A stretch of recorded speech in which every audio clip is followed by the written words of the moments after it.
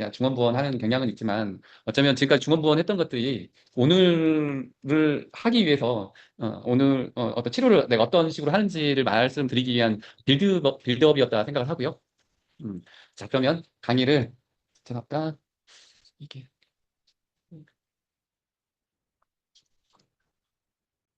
어, 혹시 원장님들 소리가 안 들리나요? 박길 원장님 들리죠? 잘 들리죠? 네. 아니 소리가 안 들린다고 했어가지고 자, 그럼 강의 시작하도록 하겠습니다. 우선은 오늘 이제 축구골에 대해서 제대로 그냥 원장님들 그냥 원래 제가 축구골을 정말 강조를 많이 했지만 어, 정말 생각보다 더 많이 중요하다. 단순히 이명을 치료하거나 단순히 청각기관을 좋게 하기 위해서 그런 게 아니라 그냥 모든 질환에 그냥 루틴하게 써도 될 가장 좋은 혈자리 중에 하나를 선택하라고 한다면 저는 축구골이라고 봅니다. 그냥 축구골 자체가 그냥 저는 그냥 제가 제 마음속에는 축구골 자체가 그냥 가장 큰 혈자리다. 우리가 뭐 이게 빅 메리디언 포인트다. 가장 큰 경혈점이다라고 말하고 싶습니다. 그리고 여기 보면 단순히 여기 예풍열이 한 이 정도 되겠고 천용열이 한 이 정도 될 거잖아요. 그러면 여기에서 우리가 안면신경이 나오잖아요. 그리고 위로 올라가고 이쪽으로 그다음 이쪽으로 가는데 중요한 건 뭐냐면 여기가 뭐예요? 이게 광골궁이에요. 자이고마틱 아치예요. 그러니까 위쪽으로 흘러가는 거예요. 물론 아래쪽으로 가는 분지도 있지만 대부분은 위쪽으로 가는 거예요. 이쪽으로. 그러니까 우리가 이마의 긴장이 특히 눈에 있는 데랑 긴장이 더 많이 생기는 이들이 되게 딱딱해지는 경우 현대인들 정말 많이 딱딱해져 있거든요. 그리고 이제 이쪽의 움직임이 더 원활해지려면 왜 우리가 더 주름을 더 치게 되는 게 이쪽이 여기가 막 이쪽이 포착이 되어 있으면 이쪽으로 힘을 잘 못 쓰니까 더 힘을 더 많이 쓰게 되는 거겠죠. 이쪽으로. 이 주위 관골도 또 풀어줘야 되는 거고요. 그러니까 이 부분은 그냥 루틴하게 침을 놔줘도 되고 이 부분 루틴하게 침을 놔줘도 돼요. 그리고 좀 더 뒤에서도 보겠지만 여기는 진짜 중요해요. 그걸 떠나서 이 축tuk을 주의는 그냥 중요한 것 같아요. 왜 그런지 오늘 내 그 강의의 주제일 겁니다. 그래도 잠시 원장님들한테 지난번에 중요함에도 불구하고 이제 다른 부분을 다루려고 하다가 이 부분에 대해서 얘기를 못했었는데 그 부분 조금만 더 자세히 좀 설명을 하도록 하겠습니다.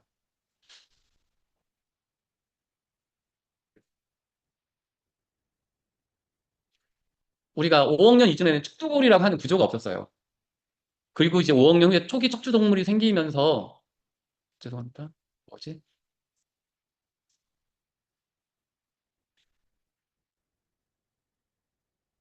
이때부터 이제 축두부의 구조가 연골 구조가 발달하기 시작한 거고요. 그 다음에 어류가 있으면서 이제 축두골에 청각과 평행기관이 있어요. 근데 이때 우리가 미스라고 하잖아요. 우리가 뇌기관이 뭐 미스 세 개라고 하죠. MIS, M이 말레우스, 그다음에 I가 인쿠스, S가 스테이츠잖아요. 그래서 중이의 기관에 마루뼈, 모루뼈, 등뼈 이렇게 세 개가 있잖아요. 그래서 우리 옛날에 해부학 시험 볼 때 이렇게 외웠었잖아요. 우리 원장님들 뭐라고 미스, MI 이렇게 말레우스, 인쿠스 아니면 외울 때는 추친등이라고 외우지 않았나요? 원장님들 시험 볼 때 덩다리로 외우잖아요. 추친등 뭐죠? 추골, 막 그다음에 침골, 등골, 등골 이렇게 외웠었잖아요. 원장님들은 머리가 좋아가지고 저처럼 이렇게 덩다리로 안 외우나? 저는 덩다리로밖에 잘 안 외워지더라고요. 근데 생각보다 덩다리로 외운 것들이 아직도 이게 기억에 남아 있습니다. 그리고 이제 척추창이라고 하는 건데 이때 이제 파충류 때부터 무는 힘이 되게 중요한 건데 저작근이 부착을 하는 데가 확장이 되어 있어요. 우선 이것도 중요하지만 그다음에 초기 포유류 때부터는 이제 섬세한 표종근이 더 그 포유류들은 서로 이렇게 사회생활을 조금 하게 되는 거잖아요. 파충류까지는 사회생활이라고 하는 게 없거든요. 그냥 새끼를 낳더라도 그냥 낳아놓고 떠나버리는 거죠. 파충류까지는 낳고 끝나는 거예요. 부모의 역할이 없다고 보면 돼요. 어떻게 보면 그냥 낳고 끝나버리는 거지. 포유류 때부터 어떻게 보면 부모의 역할. 왜냐면 모유 수유를 하면서 아기하고 계속 대면을 하게 되잖아요. 그때부터 뭔가 이제 사회성이라고 하는 게 생기는 거고, 그리고 이제 표정근이 조금 더 섬세하게 시작이 되는 거죠. 이때 이제 감정을 표현하게 되는 것이 실은 이제 감정이라고 하는 것이 실은 이제 그래서 초기 포유류 때부터 시작되지 않았을까라고 진화론적으로 이제 보는 거잖아요. 자, 그리고 이때 파충류 때는 아까도 얘기했지만 어류 때부터는 등골이라고 하는 게 있어요. 이게 어류한테는 이게 무슨 말이냐면 청각 기관이 조금 있다고 하는 거예요. 원장님들이 잘 봐요. 물고기 때는 청각이 그렇게 중요하지 않아요. 왜냐하면 그거 뭐 소리가 들리는 것보다 누가 다가오면 바로 진동으로서 느끼는 거죠. 물의 진동으로서. 그 느끼는 게 오늘 아까 제가 아까 시 보면서 느꼈던 게 얘기했던 거 있잖아요. 뭐 측선. 물고기의 측면에 있는 선이 그게 압력을 느끼는 거거든요. 근데 원장님들 신기하게 그 압력을 느낀다고 했잖아요. 그 우리가 압력을 이렇게 파악하는 것 중에 하나가 뭐냐면 결국 소리가 진동이잖아요. 그 진동을 느끼는 게 유무석 소리거든요. 달팽이관에서. 그 헤어셀이 전정기관하고 달팽이관에 있는데 그게 어떻게 보면 물고기의 실측선이 우리 몸의 전전기관이 됐다고 생각하면 돼요. 자, 그래서 이 근데 파충류 물고기 때 스테이크는 이렇게 청력 기관은 있지만 대부분 측선으로 인한 압력 변화로 해서 뭔가 도망가거나 아니면 도망가거나 압력이 크게 느껴지면 아 이놈은 큰 놈이구나 뭐가 큰 게 다가오면 압력이 크게 느껴지겠죠. 적은 놈이 오면 아 이것은 미세한 흐름이구나 이건 내 먹잇감이다라고 하면서 이제 뭐 청력 기관도 좀 떨어지고 시각 기능도 좀 떨어지기는 하지만 그 압력 변화에 의해서 자기가 충분히 어떤 그 기능이 있었다고 하는 거죠. 그리고 그리고 이 파충류 때까지는 이 턱을 바닥에 딱딱 대고 있으면서 그 압력으로 그 다가오는 걸 느끼죠. 그러니까 우리가 그런 거 있죠. 뱀이 소리보다도 우리의 소리보다도 고주파는 좀 잘 못 들어요. 생각보다 파충류들은 소리보다도 우리 압력에 더 무서워하는 거거든요. 그러니까 뱀을 피할 때는 일부러 더 이렇게 발바닥 소리 더 진동을 크게 하라고 하잖아요. 진동 소리에 이제 얘들 우리의 소리보다도 진동 소리에 땅의 울림에 더 얘들은 더 민감하다고 하는 거죠. 뱀, 파충류들은. 그러니까 우리가 뱀한테 안 물리려면 미리 발을, 이게 저도 실은 풀밭 같은 데 갈 때 미리 이렇게 발바닥을 크게 뚝뚝 떠, 딱 발소리를 더 크게 내거든요. 진동이 잘 느껴지게. 뱀아, 빨리 도망가라. 라고 하는 거죠. 그래서 이제 이 턱이 포유류로 가면서 턱의 일부분이 떨어져 나가서 그것이 중2로 들어가는 거예요. 그때 얘기했지만 이 그림이 지금 원장님들 이거인 거예요.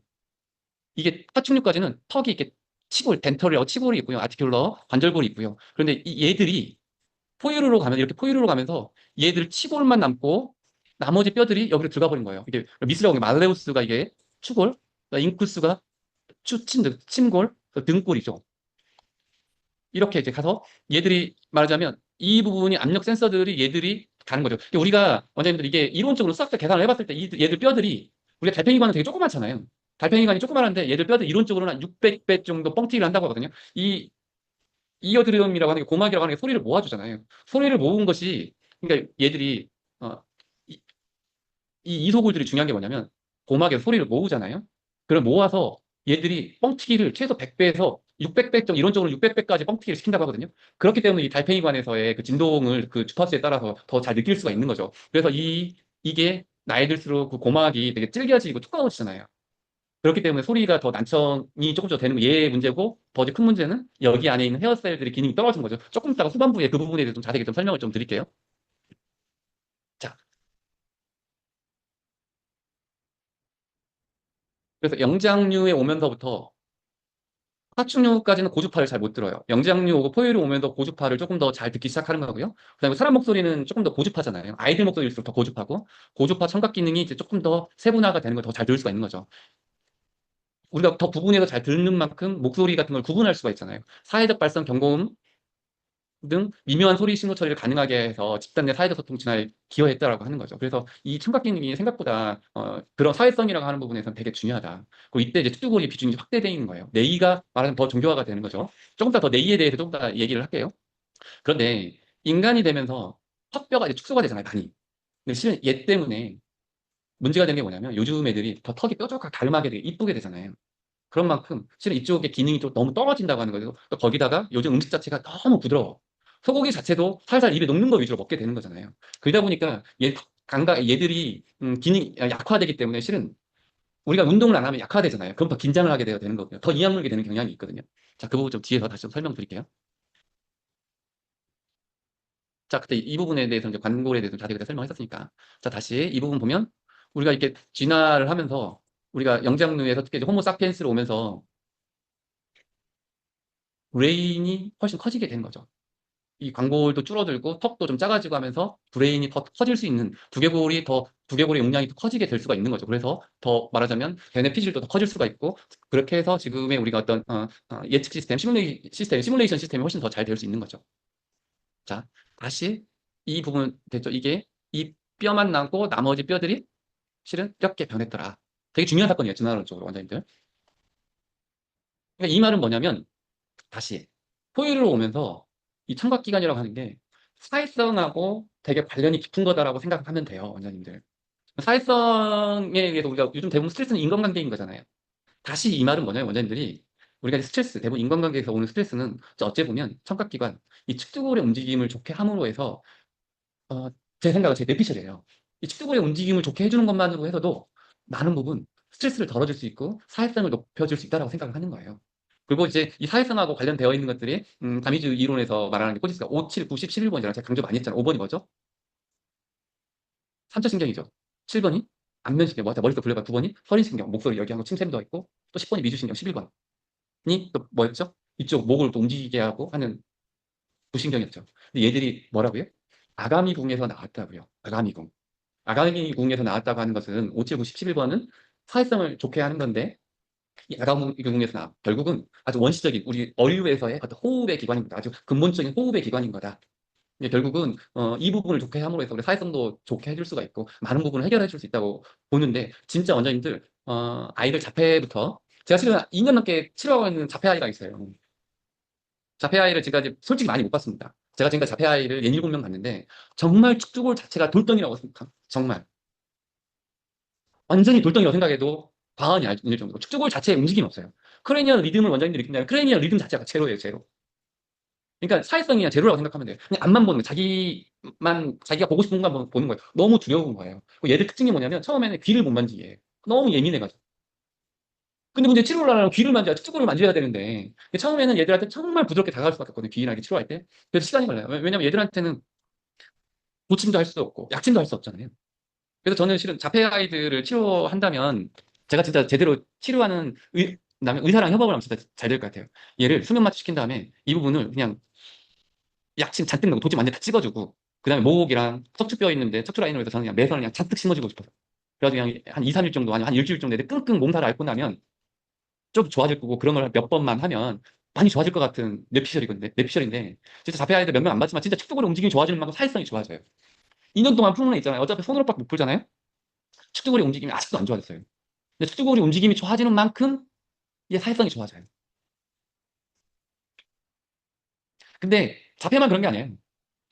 치매 환자도 마찬가지예요. 치매 환자도 축두골의 움직임이 좋아지는 만큼 치매 증상이 많이 좋아집니다. 그 원장님도 신기하게 치매 환자들이 되게 난청이 있으면 2배, 5배까지 높다라는 그 난청이 높아지면 치매가 높아진다고 하잖아요.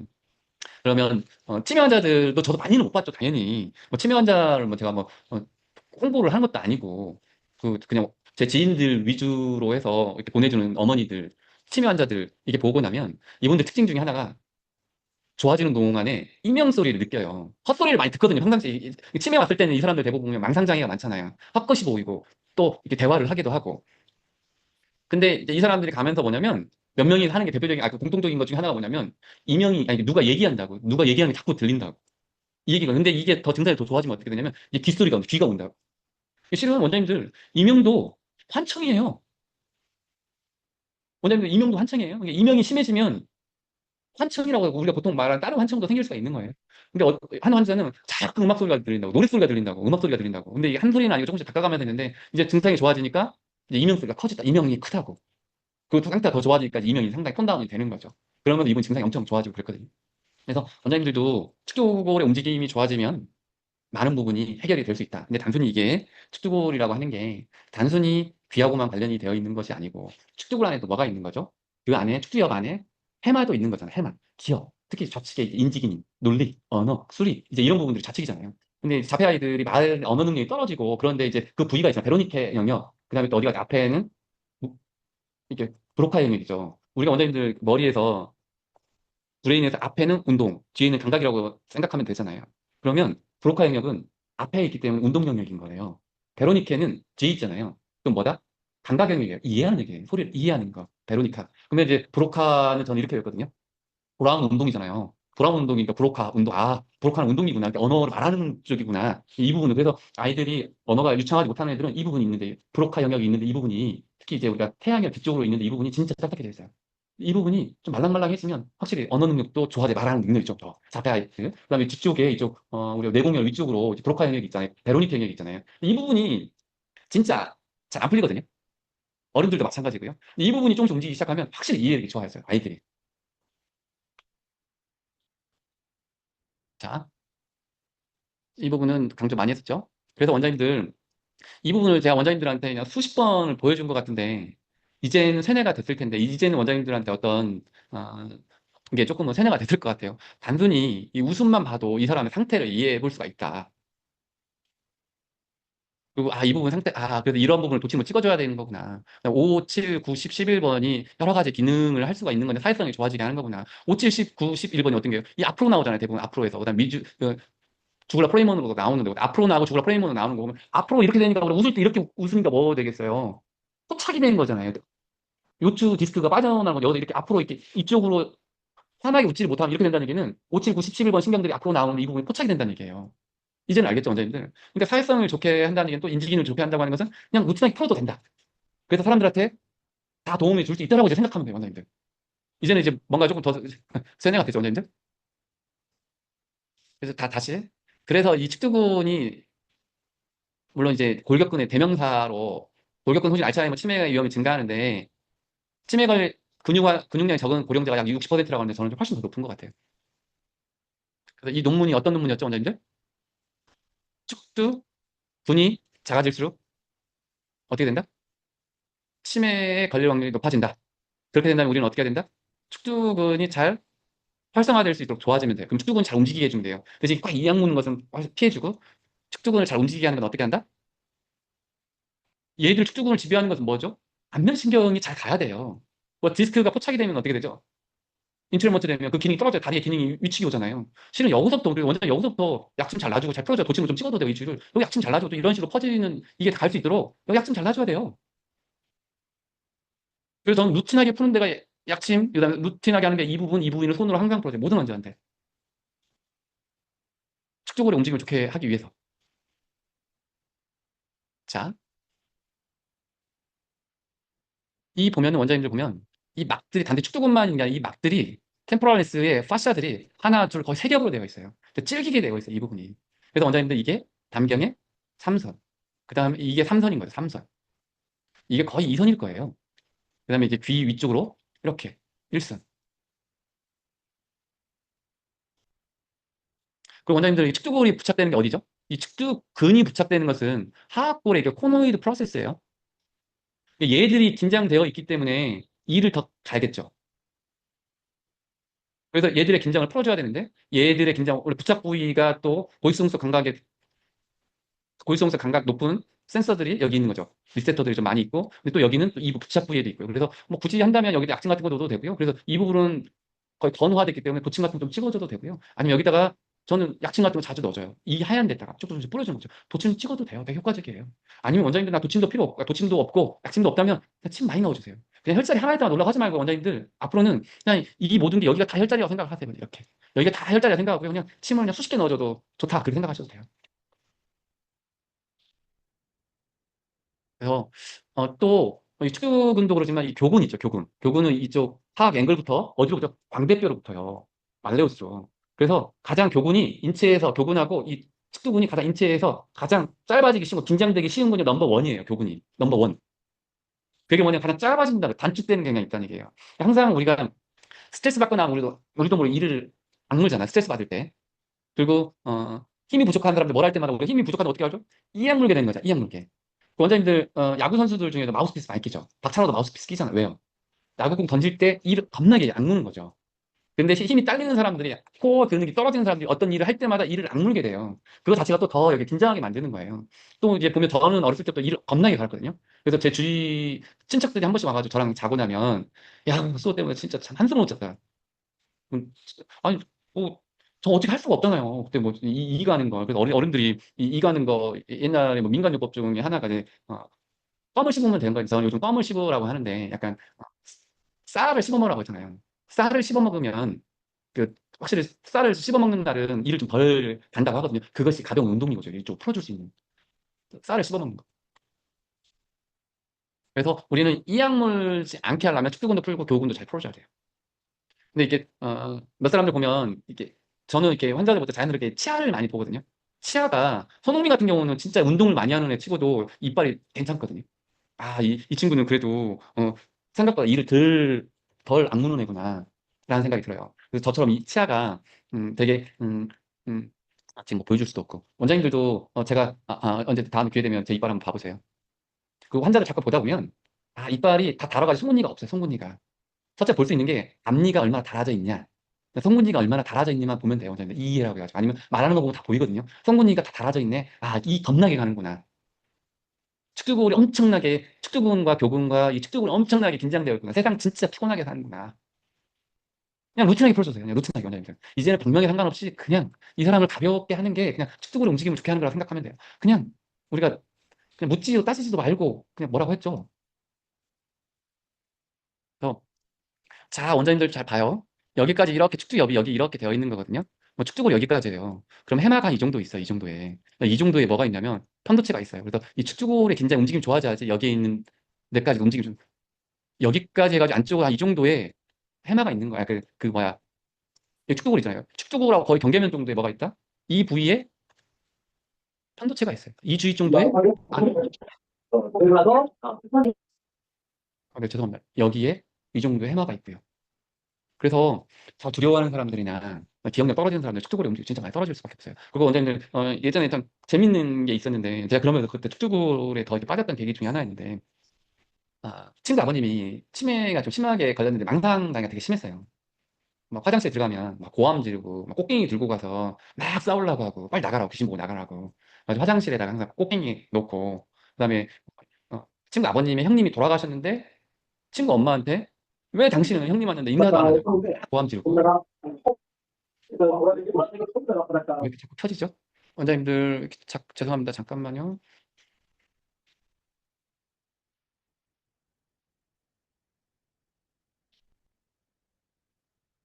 우리 집 바로 내 장. 음. 그 원장님들 저 죄송한데 이게 안 되게 해놨는데도 불구하고 종종 이게 켜지는 원장님들 대단한 원장님들 계신 것 같아요. 제가 전체가 다 안 되게 해놨음에도 불구하고 소리가 자꾸 켜지는 분들이 있는데 그분 조금만 신경 써줬으면 좋겠습니다. 저희가 이제 운영진을 좀 도와주긴 하는데 중간중간에 그 이제 친구 아버님이 되게 망상이 심했어요. 환시가 되게 심했죠. 그 친구 아버님이 이제 2018년도였어요. 그때 왔을 때. 2018년도에 오기 시작해가지고 저한테 3개월, 아니다. 한 4, 5개월 정도 치료받았던 것 당시에. 근데 아버님이 이게 이제 헛것이 보이고 귀신이 보이잖아요. 귀신이 보이는데, 저도 이렇게 하면 아버님 워낙 여기 안 움직이니까. 제가 뭐 했냐면 이쪽 부분에 있는 데를 딱 치고, 태양을 약간 위쪽으로 해가지고, 아까 제가 편도체에 있다고 하는 부분 있잖아요. 그 부위 정도를 강하게 압박을 해봤어요. 아버님 더 무서워지나요? 근데 아버님이 옆으로 누워있는데 강하게 압박을 했더니 아버님이 무서워진다고. 귀신 보인다. 이게 더 무서워진다고. 왜? 또 귀신이 보이는 것 같다고. 다시 그 부분을 풀어주면 아버님이 무서운 게 없다고 하거든요. 저도 맨 처음에 무서웠어요. 아버님 저 귀신 보인다고 하니까 무서워. 당연하지. 근데 그렇게 하면 귀신은 우리 브레인이 만들어 뇌가 만들어내는 거구나. 우리가 환청 들리듯이 이명 들리듯이 헛것이 보이는 거예요. 왜 그러냐면 우리 뇌는 어떤 모델화되어 있어가지고 제대로 된 걸 보는 게 아니잖아요. 보고 싶은 걸로 보는 거잖아요. 보고 싶은 걸로. 저게 뭔가 잘 흐릿하게 보이거나 할 때 귀신처럼 보일 수도 있는 거야. 너무 긴장이 되어 있다면 시야가 좁아지니까. 근데 이제 아버님 그렇게 하고 나서 근데 그때 친구 아버님이라서 친구가 되게 부탁하고 해가지고 정말 오래 치료했어요. 그냥 제가 그때 이제 보험장한테 모든 환자들 맡겨놓고 아버님 오면 거의 1시간 가까이 치료를 했었어요. 근데 되게 많이 좋아져가지고 아버님 혼자서 그전에는 이제 집을 잘 못 찾아왔거든요. 어느 순간 그거 치료하고 나서 아버님 혼자서 이제 차 타고 다니고 운동 다니고 하면서 더 좋아졌어요. 3개월 정도 하니까 상당히 이제 저 몸 상태가 많이 좋아졌고 그 다음에 이제 산에 혼자 다니고 하면서 이제 완전히 회복돼 갔었죠. 그러다가 2018년도에 했는데 재작년부터 기력이 확 떨어지기 시작하면서 조금 지금은 요양병원에 이제 들어가셨다고 하거든요. 근데 지금도 예전만큼 그런 거 보이지 않고 치매 증상 그렇게 없고 지금은 이제 어르신들 노화 과정처럼 이제 가는 거죠. 이렇게 하면서 원장님들 뭐다? 초점은 축두골만 좋아지게 해도 돼. 축두골의 움직임. 뭐 축두골의 움직임은 어떻게 좋아질 수 있게 하냐. 우리 초심자들은 그 부분에 대해서 이제 강의를 하려고 이렇게 빌드업이 길었습니다. 왜냐면 원장님들 잘 봐요. 축두골이 잘 움직이지 않는다는 얘기는 움직임이 많잖아요. 얘들이 광골하고도 붙어 있고 이쪽으로 뭐가 되죠? 두정골하고도 붙어 있고 많이 붙어 있죠. 여기 이제 광골 이게 두정골 붙어 있고 두정골하고 붙어 있고 후두골하고 붙어 있고 붙어 있는 곳이 많잖아요, 원장님들. 모든 뼈하고 그냥 다 관절되어 있는 것 같아요, 축두골이. 원장님들 인체에서 얘만큼 관절을 많이 하는 뼈가 있나요? 제가 그때 이제 관절면, 봉합선을 관절면이라고 보자고 했잖아요. 뼈 하나가 이렇게 여러 개 뼈하고 관절되어 있는 뼈가 있나요, 원장님들? 한번 생각해 보세요. 없어요. 같은 뼈기는 해도 정말 특별한 뼈인 거지. 얘는.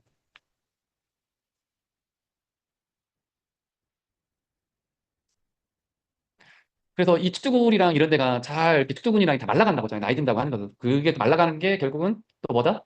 치매로 간다고 하잖아요. 상당히 높아진다고 하잖아요. 치매로 갈 때. 그럼 우리는 원장님들 살려주면 되잖아요. 근육을 살려줄 때 어떻게? 하지 근육을 살려줄 때 어떻게? 하지에도 침을 많이 놓기는 하지만 허리에 있는 신경이 눌리는 것을 막았잖아요. 그걸 하기 위해서 어떻게? 이렇게 말라 비틀어지는 것을 예방하기 위해서 어떻게 해라? 얘들이 말라지는데 영양분을 넣어주라고 하는 거예요. 이렇게 말라가는 거잖아요. 영양분을 넣어주기 위해서 저는 그래서 태반약침을 좋아한다고 했잖아요. 그래서 말라 비틀어진 축두근과 봉합선에 간몸에 단비를 주듯 태반약침 같은 걸 놓아주자라고 하는 거예요. 물론 이제 돈이 아니 조금은 환자들한테 수가를 많이 받기 힘들다 싶으면 저는 기본적으로 한 2cc에 3만 원 정도 받아라고 원장님들 하고 주고 싶거든요. 저는 이제 더 많이 받고는 있고요. 그래서 가뭄에 단비 주듯이 일축두골에다가만 해도 되게 효과적이다. 특히 그다음 또 하나 더 시상봉합 때 무조건 해라. 자 다시 원장님들 얘가 뭐라고요? 이게 지금 원장 축두골이에요? 얘가 뭐라고요? 편도체예요. 편도체. 이 축두골이 움직임이 딱 저하돼 버리면 얘들 같이 긴장이 될 수밖에 없어요. 그래서 감정을 조절하기 위해서 축두골을 치료를 잘해야 돼요. 결국 그 말은 또 뭐 화병에도 축두골의 움직임을 좋게 해줘야 돼요.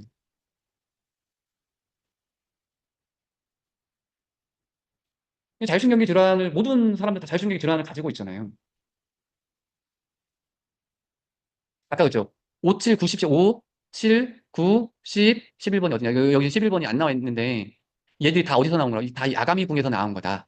라고 생각해. 5, 7, 9, 11번은 사회성의 뇌신경이고 소셜 크레니얼 러브라고요. 그래서 축두골이 막히면 아가미 호흡이 막히고 축두골이 열리면 이 반응이 사회성이 다시 흐르기 시작한다고 하는 게 이게 치료의 본질은 감정의 관절을 열라. 저는 이 축두골을 그냥 감정의 관절이라고 보고 있어요. 자율신경의 관절이고 연결해 그래서 이제 축두골이 열리면 사회성이 열린다라고 하는 부분을 진짜 원장님들한테 실은 원장님들한테 이 그림을 제가 한 열대 번 넘게 보여주는 것 같아요. 이렇게 해도 원장님들 안 하시는 분들이 계실 거거든. 이제 이 메비우스 증후군이라고 하는 게 있어요. 이제 이건 이제 선천 질환이에요. 근데 이제 6번, 7번 신경인 건데 그리고 얼굴 근육이 선천적으로 얼굴 근육이 잘 안 움직여요. 7번이 안면 신경이잖아요. 근데 표정이 안 되는 거예요. 표정이. 근데 이게 참 신기한 게 뭐냐면 자기가 표정이 안 되는데 남의 표정도 못 읽어요. 그 타인의 표정이나 인지 공감 능력이 어려워요. 그래서 메비우스 증후군 같은 경우 표정이 없으면 타인 표정을 읽는 능력도 약해질 수 있다라고 하는 거예요. 원장님들 그 자폐 아이들이나 아니면 치매 어르신들이나 그다음에 특히 파킨슨 질환들도 있다. 그다음에 손해 외축 중인 환자들을 보면 무표정하게 되잖아요.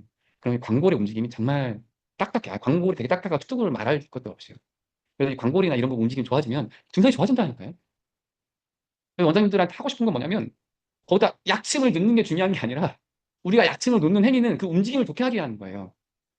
약침을 넣는 행위보다 더 중요한 건 움직임을 좋게 해주는 거예요. 올 때마다 움직임을 파악하는 능력을 키워야 되는 거 원장님들이. 그래서 딱딱한지 덜 딱딱한지를 자꾸 어떻게 보면 아이들 광골부터 만져봐요. 건강한 아이들. 광골하고 축두골 있는데 딱딱해. 아이들 그걸 만지다 보면. 근데 원장님들 광골하고 축두골을 만져봐. 겁나게 딱딱할 거야. 아이들 거 만져보면 이게 딱딱하고 이게 말랑말랑한 거구나. 나이들어도 말랑말랑한 사람들이 인지장애 없다고 생각하면 인지장애가 좀 떨어진다고 생각하면 돼요. 이 축두골이 되게 문제라고 하는 거. 그리고 얘들을 하나의 뭘로 봐라? 관절로 봐라. 자, 그래서 저는 이거 자체가 이제 빅 메리디언이라고 보고 싶어요. 이거 자체가 그냥 하나의 진짜 우리가 루틴하게 놓아줘야 될 혈자리가 보는 거예요. 이쪽. 그래서 이런 식으로 아가미처럼 움직여야 된다고. 근데 원장님 잘 봐요. 얘 이 관절면 자체가 특이하게 생겼어요. 이 축두골이 얘들을 덮고 있는 거예요. 그냥 이렇게. 관절 이렇게 베벨이라고 하잖아요. 베벨. 얘들이 이 축두골이 관절 얘들을 그냥 덮고 있는 거예요. 그냥 그대로. 그래서 우리가 어렸을 때 어떡하죠? 책상 같은 데 바닥 들어갔다가 머리 꽝 찢어. 그런 사람들, 그런 애들이 여기 더 껴가지고, 이쪽이 더 껴가지고, 더 머리가 더 딱딱하게 되고, 조금, 머리를 좀 제대로 더 멋쓰게 된다고, 어, 저는 그렇게 생각을 합니다. 한두 번이야 괜찮겠지만, 자주 그러면. SS 피벗이라고 하는 건 뭐냐면, 특이하게, 잘 봐요. 이 부분이 보면, 이약물기 더 좋은 사람들은 SS 피벗이라는 게 이 부분이거든요. SS 피벗은 뭐냐면, 이 스퀘머스 파트잖아. 이게 스퀘머스 파트가, 얘를, 저평고를 얘가 덮고 있어요. 얘가. 밖에서 얘를 덮고 있어요. 근데 이 밑으로, 이 포인트를 기준으로 더, 피벗, 우리가 축 포인트잖아요. 피벗을 이 관절로 해서 이 부분으로 해서는 얘 밑으로 들어가요. 그래서 여기가 딱 신기하게 이 축으로 해서 꽉 인체에서 가장 긴장하게 좋은 관절이 꽉 껴있는 거예요. 이렇게 이렇게 딱 엇갈려 있어가지고 이 부분 SS 피벗이라고 하는 거예요. 이악물 이게 좋다. 뭐 축적으로 움직임이 좋아지기 시작하면서 이악물은 이게 많이 풀려진다. 자, 원장님 봐요. 여기가 뭐예요? 여기 저글라 프레임은 여기예요. 이게 뭐죠? 축두골하고 축두골이 여기까지죠?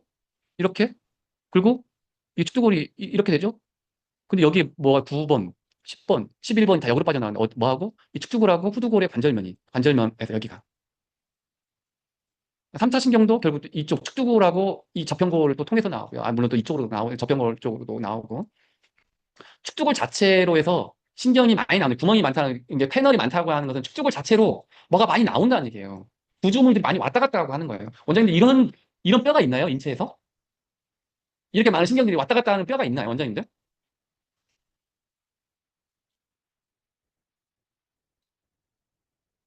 그리고 여기서도 좀 더 뒤에서도 보여주겠지만 원장님들 이거 잘 봐요. 축주골 안으로 뭐가 들어가죠? 이게 캐로티드 아터리 경동맥이 축주골 안으로 들어가요.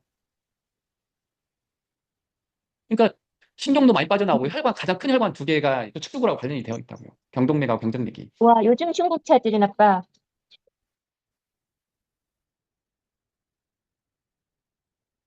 그래서 이제 정도는 원장님들이 축주골이 진짜 단순한 축주골이 아니구나. 정말 특별한 뼈구나라고 하는 걸 좀 아셔야 돼요. 제가 원장님들한테 얘기를 종종 얘기하는 게 그거죠. 미주신경도 똑같은 신경이에요. 하지신경, 이게 요추에서 나오는, 요부에서 나오는 하지신경이랑 똑같은 신경이에요. 자, 이거 봐요. 자, 지금 대통령을 치료할 때나 저를 치료할 때는 똑같은 방법으로 치료하면 돼요. 어떻게?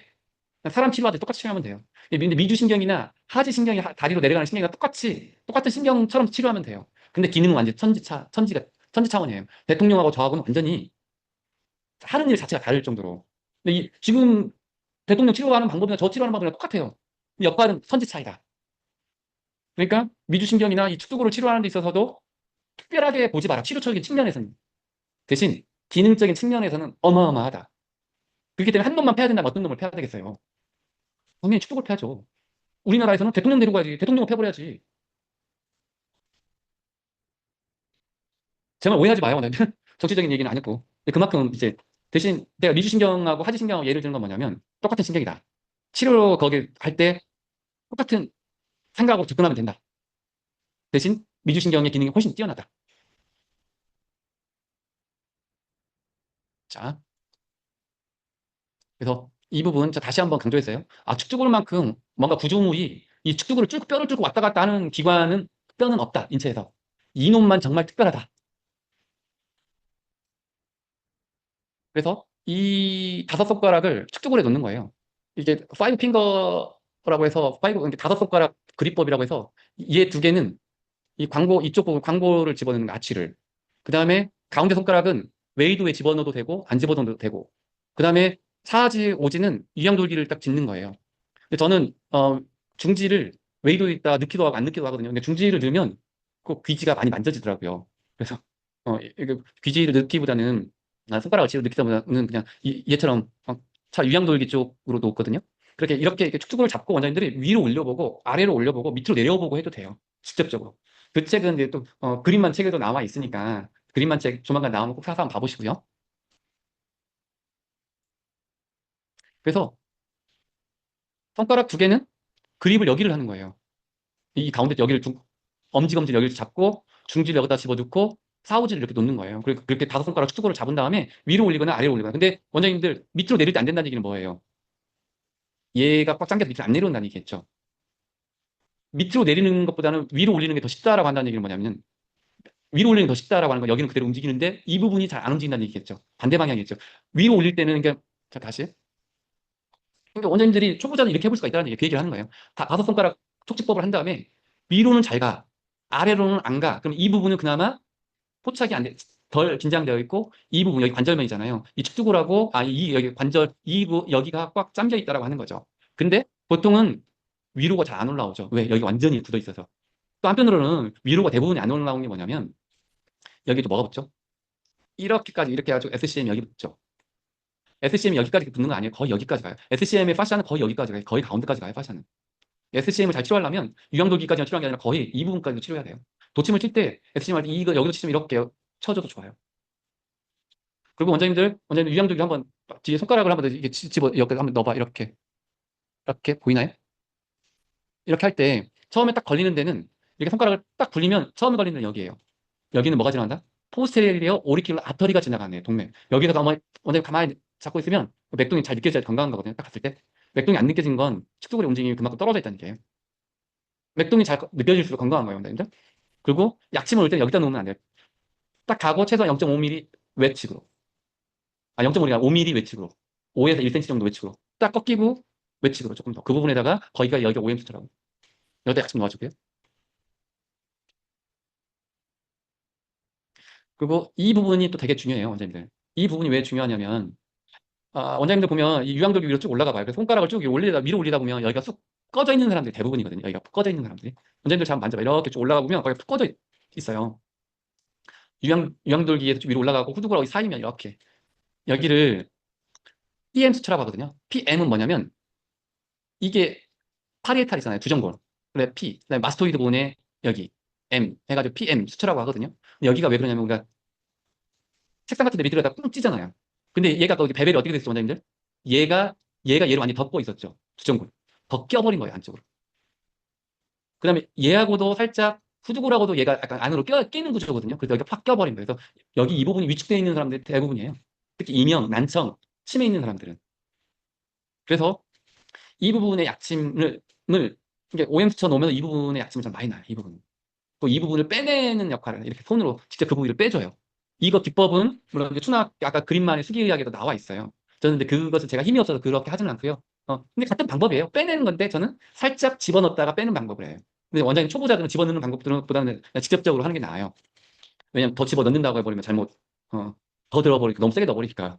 근데 부드럽게 넣었다가 이와인드 하면 더 빼줘야 되거든요. 원장님 이렇게 되면 우리 서랍이 땡기면 안 빠질 때 있죠. 그 원장님 우리 어떻게 하죠? 서랍을 안 빠지면 조금 안으로 더 집어 넣어보죠. 안으로 집어 넣어보면 다시 빼내면 다시 빼지는 잘 빼지잖아요. 그것처럼 살짝 잘 안 빠질 때는 안으로 가볍게 집어 넣었다가 빼면, 그러니까 얘를 차라리 가볍게 좀 더 누르고 있는 거예요. 그러면 살짝 이렇게 이완되는 느낌이 들거든요. 그때 저는 빼내요. 이게 넣었다 빼는 거지. 그래서 축두골을 아까 둘러본다고 하는 게 그런 개념이에요. 축두골을 전체적으로 둘러보면서 어디가 딱딱한지 움직임 없는지 살펴보는 거예요. 근데 이것도 처음에는 이렇게 익숙하지 않은 사람들은 되게 어렵게 느껴질 수가 있어요. 그러면 그냥 축두골 주위로 이렇게 스캔롤링을 해보는 거예요. 이분이 우리 어머니가 84세인데 이분은 86세, 우리 어머니보다도 나이가 많았거든요. 근데 이분은 신기하게 난청은 겁나게 심했는데 인지장애는 하나도 없었어요. 축두골의 움직임은 어느 정도 있었거든요.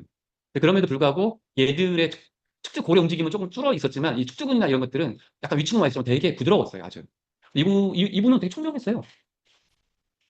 그리고 어, 좀 성함을 얘기해도 되는지 모르겠네. 그리고 박규리 원장님의 아버님이 한국 나이로 한 86세가 되는데, 박규리 원장님이 되게 치료를 잘해 주셔가지고 순천에서 중풍에 뇌졸중이 왔는데도 불구하고 상당히 많이 좋아졌거든요. 근데 이제 이 아버님이 전주에 사시니까 이제 저한테 이제 부탁을 했어요. 박규리 원장님이 치료를 되게 하고 거기 그리고 저한테 했는데, 저는 아무리 축두골의 움직임이 많이 떨어져 있겠지 하고 딱 했는데 되게 축두골의 움직임이 좋더라고요. 되게 움직임이 생각보다 많이 좋아져 있었고, 딱 그러면 이렇게 느끼면 어떻게 그 축도의 움직임이 좋다 그러면 어떻게 느끼면 된다? 이분 인지장애가 되게 좋구나. 되게 86세 어르신인데도 되게 신사해요, 아버님이. 그리고 며느리 자랑을 어찌나 하는지. 아무튼 그래서 이 축도의 움직임이 좋은 사람들은 상당히 신사해요, 신사. 나이 들어도.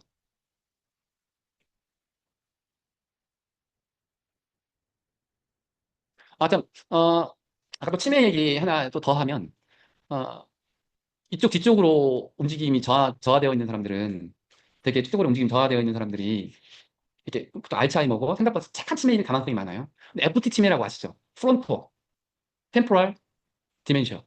이게 전두 축두 치매예요. 이 부분 이게 보통은 해마는 우리 알츠하이머 치매는 보통은 해마 부위부터 먹어 들어가거든요. 근데 FT 치매는 신기하게 해마 부위는 차라리 괜찮은데 생각보다 이 부분 전 축두 부분 이 부분이 앞에 쪽 부분이 조금 더 먹어가 들어가는 분이에요. 근데 그런 분들은 사회성이 아주 안 좋아, 아주 폭력적인 치매. 왜냐면 전전지압이 예측하고 계획하고 또 DLPFC나 있는 데가 그 뭐죠? 자기 조절 충동 억제를 할 수 있는 데거든요. 그 기능이 떨어지기 때문에 충동 억제를 못 해요. 자기 고함지르고 싶으면 고함지르고요. 욕하고 싶으면 욕하고요. 전전 지역 기능이 떨어지는 사람들이 충동 억제가 안 되는 거예요. ADHD나 걔들 진짜 보면 이쪽 DLPFC 아니라 전전 지역 있는 데가 되게 딱딱하거든요. 외치고. 당연히 가운데로 시장공감이 있는데 딱딱하지만. 그때 여기 우리 또 한의사분의 할머니였는데 그 부분이 약간 그 친정 그 한의사는 이제 손주고 외할머니를 모시고 왔어요. 근데 외할머니, 이게 그 한의사의 어머니가 자기 친정 어머니를 모시고 온 거지. 어머니 말에 의하면, 병원에 요양병원에 모셨는데, 당신, 이게 남편이 병원 의사예요. 근데 의사인데, 이게 나름 이제, 음, 힘들고 할 때마다 요양병원에 모시고, 입원시켜서, 링게들도 나중에 종종 그랬어요. 근데 갈수록 난폭해지는 거예요. 직원들한테 함부로 하기 시작하고, 갈수록. 이분이 언제부터 치매 증상이 좀 심해졌냐면, 치매 증상, 약간 나이가 드니까 86세니까 이분도, 치매 증상이 조금 조금씩 당연히 생기는 건 있잖아요. 이분은 말 폭력이 좀 심해진 거죠. 근데 이분이 심해졌던 게 결정적으로 뭐냐면, 이쪽 부분, 눈 외측으로, 이쪽으로, 우리, 태양혈 근처 있는 쪽으로 대상포진이 있어요. 대상포진 와가지고, 이제 이분이 왔었을 때 뭐냐, 나한테 여기 항상 뭐가 흐르는 것 같아서 그냥, 그 할머니 표현을, 어머니 표현을 그냥 미치겠다고요. 환장하겠다고. 여기가 뭐가 다 흐르고 있다고. 근데 주사 맞거나 뭐 그러기도 별로 좋아지지가 않는 거예요. 그럼 저는 어떻게? 아, 이분은 치매도 나름 그냥 이런 보통 착한 치매는 아니구나. 또 왜냐면 이분들도 만져봤을 때 축적으로 움직임이 괜찮았거든요. 인지장애는 괜찮아요. 차라리 인지장애는. 인지적인 부분은 차라리 괜찮아요. 성격이 포악해지는 거지. 그럼 어떻게? 이 부분에 있는 부분, 이렇게 태양혈 있는 부분이 약점 잔뜩 넣어졌죠. 그러면서 움직임이 좋아지면서 이분 성격이 많이 좋아졌어요. 그래서 그 따님이 우리 엄마 많이 좋았다고 성격이. 그러니까 이건 뭐 제 뇌피셜이긴 하지만 원장님들 그 두개보 위치하고 이쪽 두개골의 위치가 어떤 부위가 되게 딱딱하면 그 안에 바로 있는 되뇌 피질 영역도 되게 딱딱해지는 것 같아요. 그럼 반대로 어떻게? 우리가 어떤 충동억제가 잘 안 된다고 하는 사람들 보면 DLPFC 영역이 있는 게 되게 딱딱해져 있을 텐데 실제로 두개골을 보면 유난히 그 부분이 훨씬 더 딱딱해져 있어요. 그럼 우리는 어떻게? 그 부위에다 약침을 놓고 그다음에 손으로 좀 풀어주고 머리카락을 자꾸 좀 잡아당겨라 그 부분이 자꾸 순환이 되기 시작하면 그 기능이 많이 좋아지는 것 같아요. ADHD에도 이게 아이도 이런 거죠. 어머니가 이제 얘가 수학이 그래도 영어는 한 60점 정도 맞는 애인데 그래도 스트레스를 덜 받아요. 영어 공부 시간에 과외를 학원을 가더라도. 근데 이제 문제는 이 친구가 수학만 하면은 수학은 거의 바닥이죠. 근데 수학만 하면 다리를 떨고 안절부절 못 한대요. 너 왜 그러냐? 근데 자기도 모르겠대. 안절부절 못 한대요. 학원 선생님이 얘 학원 못 받아주겠다. 근데 과외 선생님에도 했는데 과외 선생님도 결국은 얘를 수학 과외를 붙였는데도 불구하고 못 하는 거야. 왜냐면 얘가 집중력이 너무 떨어져서. 그래서 이제 얘 왔는데 이쪽 움직임이 진짜 없더라고요. 저는 실은 이쪽 움직임이 진짜 많이 없고 ADHD나 그런 게 생각보다 저는 이양 문다고 있죠. 그래서 비비온담 유골탕을 많이 쓰거든요. 소화가 안 된다고 해서 유골탕까지 같이 기비온담 유골탕을 많이 써요. 이 친구한테 기비온담 유골탕을 써가면서 저 신담 허겁에 거의 루틴을 기비온담 유골탕 써요. 이명에도 그거 가장 많이 쓰는 처방 중에 하나고 인삼양향탕하고 약간 뭐 그 겁이 많거나 그 또 맥진기 해보면 단맥이 뚫어져 있는 경우가 있거든요. 말 그대로 허겁한 거잖아요. 그런 친구들한테 저는 기본담 유골탕을 제가 가장 많이 쓰는 처방 3개를 골라라고 한다면, 한 5개 정도 골라라고 한다면, 기본담 유골탕이 거의 최고일 거예요. 그건 아니면 자은건비탕, 아니면 시국과 연골모려, 뭐, 보통, 그다음 인삼양념탕, 되게 단순한 처방을 써요. 그만큼 처방 공부는 좀 많이 안 했다라고 하는 거 알겠죠? 근데 저는 실은 뭐, 이것만 해도 뭐, 크게 막, 그게 없는 것 같아요. 그래서 이제 그 친구가, 아까 그 아이가, 그거 하면서 엄마가 이 부분이 엄청 뒤를 보여주시면 얘가 진짜 짱구였거든요. 근데 짱구, 머리 좋은 애들의 짱구하고 진짜 머리 안 좋은 애들 짱구는 모양이 다르거든요. 그리고 이게 만졌을 때 느낌이 완전히 달라요. 머리 좋은 애들의 짱구는 만지면 기분이 좋아. 여기 배우 있을 때 그래서 얘는 약간 천재형의 짱구구나라고 알 수 있어요. 머리다 손을 대보면. 근데 얘는 분명 그렇게까지 머리 나쁜 애들의 짱구는 아닌 것 같은데 상당히 딱딱해져 있더라고. 약간 기분이 약간 묘하더라고 얘는. 막 완전 돌머리 우리 말하는 돌머리의 그 긴장이 아니고 약간은 긴장이 진짜 많이 되어 있는. 그래서 얘는 그 약 저어가면서 이 부분을 많이 풀었죠. 근데 첫 달에 하고 제가 그 이치료를 시켰죠. 계속 하고 원장님 근데 원장님 얘가 첫 달 하고 두 번째 달 했는데 30 몇 점에서 어 아무튼 80 몇 점까지 올라갔었어. 원장님 놀랍지 않나요? 수학이 80 몇 점까지 올라간 거. 아무튼 근데 얘가 그 전해에 12월 달 기말고사에서 거의 바닥 듣고 수학은 영어는 한 60점대. 근데 방학 때 과외를 시키려고 학원을 보내려고 하는데 학원에서 빵꾸 당하고 가라고 빠꾸 당하고 과외도 제대로 못 시키고 얘가. 그러다가 이제 하다 노력하다 안 돼가지고 중간고사 전에 왔었을 때 해가지고 그때 수학이 한 60점대로 올라갔고 기말고사 때 정도까지 해가지고 얘가 80점대로 올라왔어요. 한 6개월 넘게 치료했죠? 아니 6개월이 아니구나. 3월 달 정도부터 했으니까 3, 4, 5, 6, 7. 그리고 여름방학 때 정도 7월 달 정도까지 하다 6개월 정도 하다가 어머니가 그만뒀거든요. 그리고 그 다음에 만났는데 아무튼 지금은 나름 잘한다고 하더라고요. 그래서 원장님들이 지금부터는 머리 뼈를 자꾸 만져보면서 그럼 뭐가 딱딱하냐 자꾸 만져봐야 돼요. 어떻게? 아이들 먼저 머리부터 만져봐라. 아이들 머리 만져보면 되게 말랑말랑하다고 느끼는 거예요. 그 치매 어르신들을 만져봐라. 제가 이런 이제 강의했더니 요양병원에 있던 한 원장님이 그러더라고요. 자기는 머리 쪽으로 침몰 생각을 하지 않았기 때문에 머리를 만져보지 않았는데 아, 박수 원장이 진짜 치매 어르신들 돌머리라고 하는 거 진짜 알겠더라. 진짜 치매 어르신들 요양병원에 많잖아요. 치매 어르신들 머리 만져보면 진짜 다 볼링공 만지는 느낌이거든, 여기가 다. 근데 종종 태어민들에서의 치매는 어떻게 되겠어요? 단순히 볼링공은 아니겠지. 두피 자체가 두꺼우니까. 근데 보면 겁나게 질겨요. 그리고 막상 이렇게 도침을 넣어보면 그 물컹한 보통 정상적인 두피의 느낌이 아니라 들어가면서 되게 질긴 느낌이 들어요. 질긴 느낌이. 더 심해지겠지, 그 사람들의 증상이 차라리. 더 심하지만 증상은 빨리빨리 더 좋아져요. 왜냐면 타고난 풍부가 있으니까. 우리 한의학적으로 중기가 살아있잖아요, 태어민들은. 말이 길었는데 아무튼 이게 스킨롤링만으로도 그래서 원장님들이 맨 처음에 안 돼, 딱딱하거나 그것도 안 된다면 스킨롤링을 해보면 스킨롤링 원활하게 되게 해야 된다. 근데 이 사람은 스킨롤링이 되어 있는데 스킨롤링은 나름 잘 되는 것 같다. 근데 문제가 있다. 그러면 그 사람은 그 안에 속에 있는 것도 진짜 이해 안 물고 있는 거거든요. 위기의 문제는 별로 없다. 그런 사람들 한의학도 위기의 능력은 위기의 문제는 별로 없는데 연기의 문제겠죠. 그럼 그런 사람 보약만 있으면 돼요. 셀룰라이트. 셀룰라이트는 뭐라고 하죠? 낙도 같은 건데 결국은 지방이 이게 우리 현대인들이 운동을 많이 안 하고 있었을 때 이 셀룰라이트가 이렇게 지방이 커지고 나면 이런 데 연부 조직들이 겁나 타이트해지겠죠. 타이트해지면 여기는 타이트해졌는데 신경이나 그런 걸 안 붙여놓은 거잖아. 그랬을 때 실은 이 타이트해진다고 연부 조직 이런 데 혈관들이 다 망하는 거다. 다 포착돼서 죽어버릴 수 있다. 그래서 큰 혈관들이 막힌다. 그래서 이런 정맥류들이 생긴다라고 하는 거 잊지 않으셔도. 그래서 스캐롤링 해봐 스캐롤링 안 되는 것은 한의학적으로 위기가 고장난 거다. 림프순환이 고장이 난 거다. 십병 부담이 거다. 이런 사람들이 결국 심해지면 전체가 이런 데가 다 더 찔겨져 버리면 이런 것들이 순환이 안 되면서 섬유근육통 오기 쉽다. 섬유근육통 환자들은 그냥 전신이 그냥 다 셀룰라이트 같아요. 셀룰라이트가 되어 있는 것 같아요. 통증감도 엄청 예민해져 있죠. 그래서 전신적 이게 전신적 신경 근막 결합 조작 증후군 때문에 섬유화가 돼버린 거죠. 이제 이런 것들이 전신적으로. 그러려면 우리는 어떻게? 그냥 온몸에 도침 많이 해줘야 돼요. 도침 많이 해주면서 물 넣어주면서 불려주고 넣어주고 도침 잔뜩 사용하고 생각보다 그런 사람들 운동을 안 해가지고 찔겨져 있지만 안정성이 떨어진 사람들 대부분 매선 넣어주고 좋아집니다. 자, 어떻게? 축두골의 움직임은 귀는 축두골에서 그냥 손잡이라고 생각하시고 귀 또 이것도 안 된다 싶으면 원장님들 귀를 이렇게 말았어요. 원장님들 귀를 한번 말아봐요. 완전 이렇게. 귀를 말았는데 아프면 문제가 있는 거야. 귀를 이렇게 막 이렇게 아무렇게 했을 때도 아프면 안 돼. 먼저 귀가 이렇게 했을 때 저는 옛날에 엄청 아팠어요. 제 귀가. 이명이 심했을 때는 귀를 조금만 해도 되게 아팠어요. 지금 덜 아파요. 그다음에 우리 신바 이 부분이 신바 콩카드 이 부분이 신바 콩카 이 부분을 손가락으로 넣어봐요. 이 부분이 아픈 사람들이 약간의 여러 가지 자율신경계 질환들이 더 있는 사람들이에요. 이 부분을 어떻게 알아? 그냥 약침 같은 거 저장도 넣어주고. 우리는 지금 이번에 원장님 미주신경 자극계 힐라운 한 사람들은 이 부분에 그냥 전침하는 거랑 똑같아요. 전침하는 거예요. 전침. 근데 단순히 힐라운만 해서는 효과는 좀 떨어질 수밖에 없고 어떻게? 원장님들이 금방처럼 이 축적으로 움직임을 좋아지게 한 다음에 이 힐라운을 해주면 훨씬 효과가 되겠죠. 당연히. 그래서 미주신경은 조금 더 뒤에서 조금 더 다시 좀 다룰게요. 아, 이게 원장님들 잘 봐요. 원래는 자율신경이라고 하는 건 다 운동신경이라고 생각하면 돼요. 교감신경은 당연히 혈관을 수축시켜서 그 부분의 근육 쪽으로 혈관 그쪽을 움직임을 만들어내는 거잖아요. 그럼 부교감신경은 대부분 다 뭐죠? 샘, 침샘, 분비하거나 동공 크게 하거나 다 운동신경이죠. 근데 신기하게 이 미주신경은 기능 80% 감각신경이야. 뭐? 장애 정보를 위로 올려주는 거야. 감각신경의 역할이 더 커요, 얘는. 특이한 놈이야, 아무튼. 그래서 브레인과 얘를 연결시키는 게 장내축에서 이 축의 역할이 미주신경이잖아요. 그리고 또 얘들이 가면 브레인스템으로 갔다가 바로 인슐라로 갔다가 바로 또 되뇌 피질 쪽으로 갔다.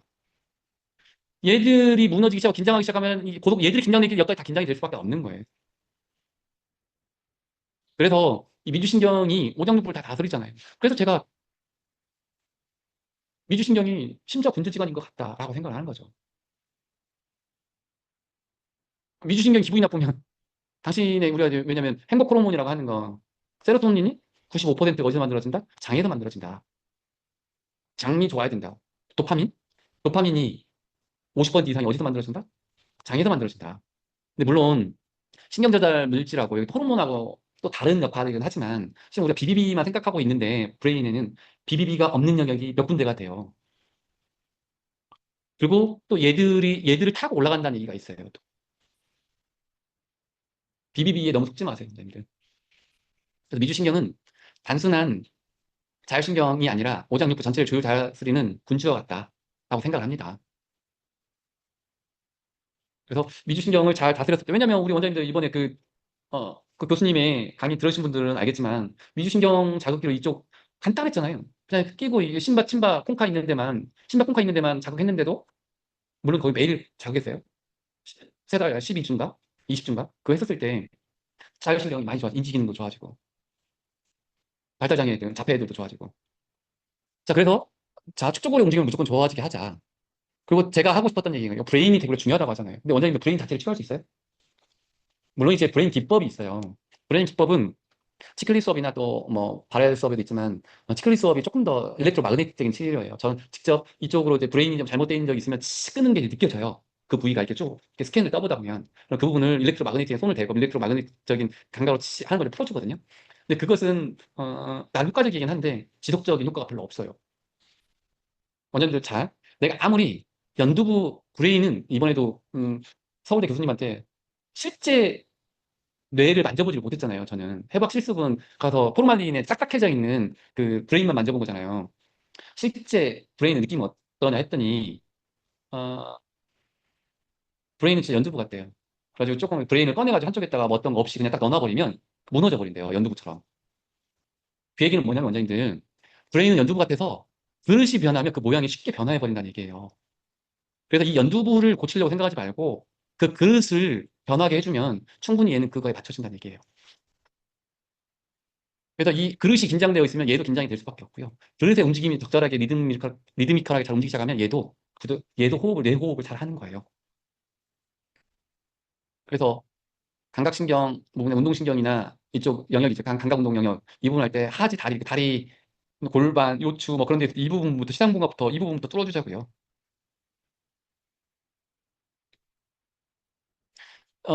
이 부분은 이 환자분이 라이터스 크램프라고 하더라고요. 뭔가 쓰려고 하면 손을 잘 이렇게 다 떠는 거거든요. 뭔가 이렇게 뭔가 쥐고 있으면 그냥 얘만 뭐 약간 뭐 쓰려고 하거나 뭔가 조금 힘 주려고 하면 손이 저렇게 떨려요. 글씨 쓸 때 약간 떨리는 것처럼. 그 손도 약간 살짝 런 식으로 자주 잠잘 때 이렇게 되는데 의식하면 딱 이렇게 더 돼버리거든요. 근데 이분이 오른손잡이였는데 확실히 이 부분이 확 꺼져 있더라고요. 봤더니 진짜 손 영역이 꺼져 있는 거죠. 그 루게릭 있는 분은 확실히 그분 좌측으로 다 루게릭이 와 있었는데 이 시상 있는 데부터 약간 우측 정도로 이 부분이 이 좌측이 우측이 문제였거든요. 여기부터 이 부분까지 푹 꺼져 있었어요. 이런 식으로. 루게릭. 그러면 우리는 이분한테 해줄 수 있는 건 저는 그렇다고 별거 없고 어쩔 수 없이 이 부분을 약침으로 나서 좌우 어느 정도 잘 움직이게 해주고 이 부분도 약침을 잔뜩 놔주고 아무튼 전체적으로 얘 그릇이 잘 움직일 수 있도록 해주고 매선 좀 넣어주고 그리고 계속 또 손으로 풀어주고 그렇게 했을 때 이분이 어느 정도 좋아지긴 했거든요. 근데 이제 멀리서 와가지고 10회 정도 하고 그때까지 해도 확실히 더 좋아지긴 했는데 비용이 비싸니까 음, 저것도 이제 자기가 온 것이 아니고 한의사가 자기 스승이라고 자기가 돈을 내줬거든요. 제가 착한 한의사죠. 자기 스승 좀 치료 좀 해주라 해가지고 음, 와서 치료 받았었는데 금전적인 것 때문에 더 치료를 받지 않았는데 좀 죄송하더라고요. 뭐, 나 같아서는 그냥 와서 치료 받아라고 하고 싶었는데 그러다 보면 끝이 없잖아요. 아무튼 이런 부분도 그래서 기능이 떨어졌을 때 이런 부분도 원장님들이 한 번씩 살펴봐라. 진짜 살펴봐라. 아셨죠? 그리고 원장님들 잘 봐요. 그리고 측두골이 진짜 중요한 게 뭐냐면 안면이 측두골이 있잖아요. 안면의 움직임이 좋아지려면 이 측두골의 움직임이 좋아져야 되는 거예요. 말 잘하려면 또 여기가 잘 움직임이 좋아져야 되는 거예요. 그다음에 후두부나 이런 데가 다. 그리고 원장님들 연하곤란이 많이 생기죠. 어르신 되면. 자, 원장님들 자 이쪽에 그 목젖 있는 데나 이쪽 기관 있는 데 연하곤란 이쪽으로 후두부 있는 데 손을 한번 딱 대보세요. 목젖 있는 데다가 다 대보세요. 이렇게 가볍게 말랑말랑하죠? 앞으로 쭉 빼봐요. 앞으로 원장님 쭉 빼봐요. 그 상황에서 침 삼켜봐요. 넘겨지나요? 아이고 아파라. 너무 땡기나 침 삼켰네. 연하곤란이 있는 거예요. 연하곤란 환자요? 포드넥만 잘 치료하면 많이 좋아져요, 원장님들. 괜히 어렵게 해석하지 마요. 포드넥 때문에 또 아까 뭐지 미주신경이 겁나게 긴장이 되잖아요, 이 부분이. 당연하겠죠, 또 원장님들 해봤잖아요. 포드넥이 되어 있는 상황, 심하게 되어 있는 상황에서 침상기나면 안 당겨져요. 포드넥 되니까 이 조절이 안 되니까 어떻게 된다? 포드넥 된 사람들이 사례도 잘 걸려요. 사례도 잘 걸려요.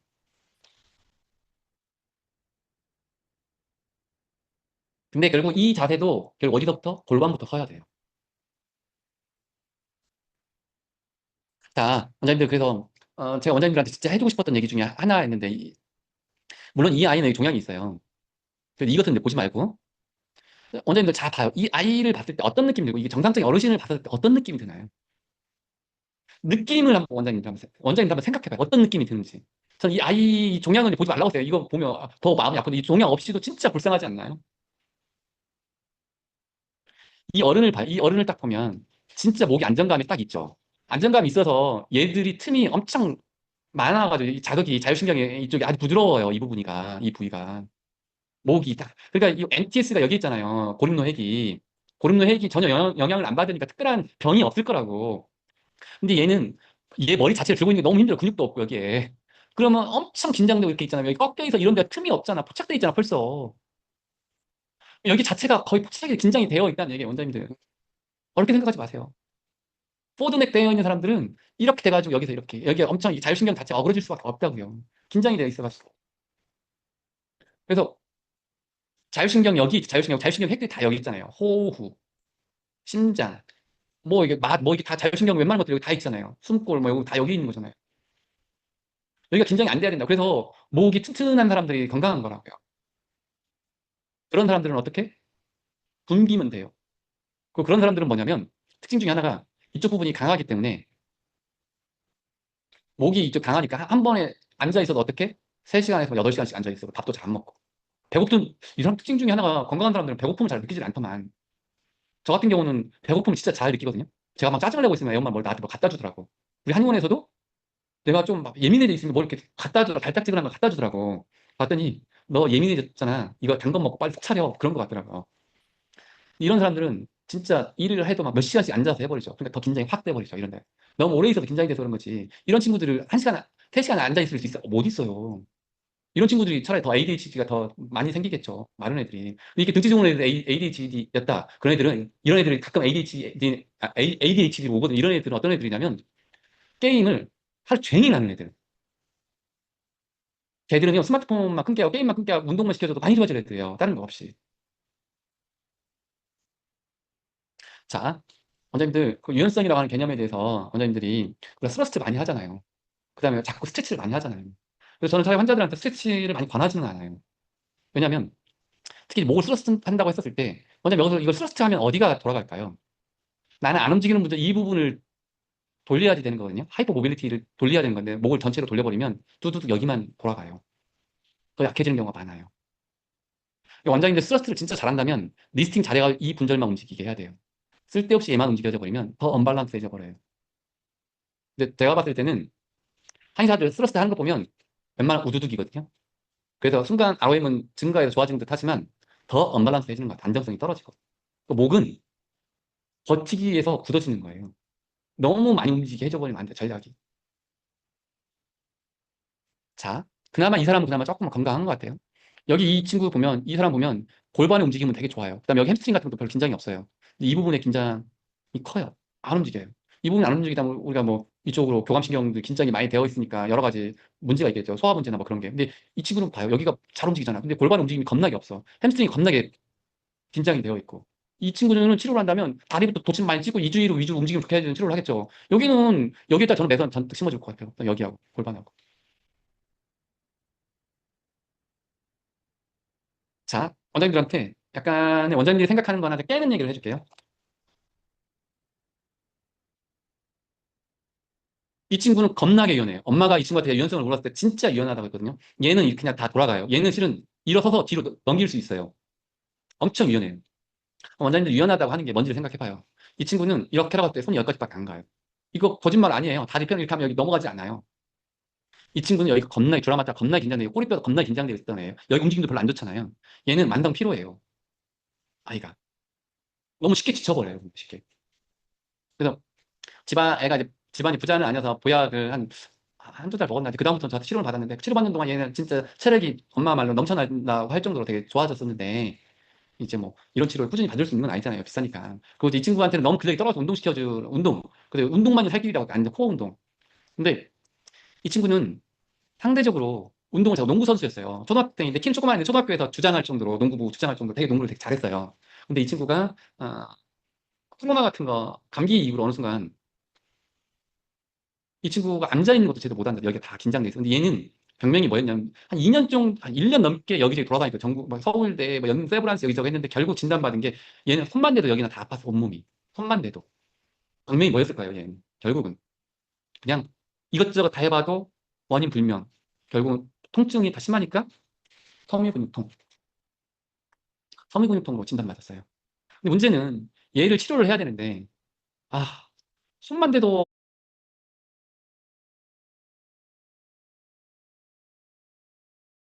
근데 이 친구는 상대적으로 운동을 잘하고 농구 선수였어요. 초등학교 때인데 키는 조그마한데 초등학교에서 주장할 정도로 농구부 주장할 정도로 되게 농구를 되게 잘했어요.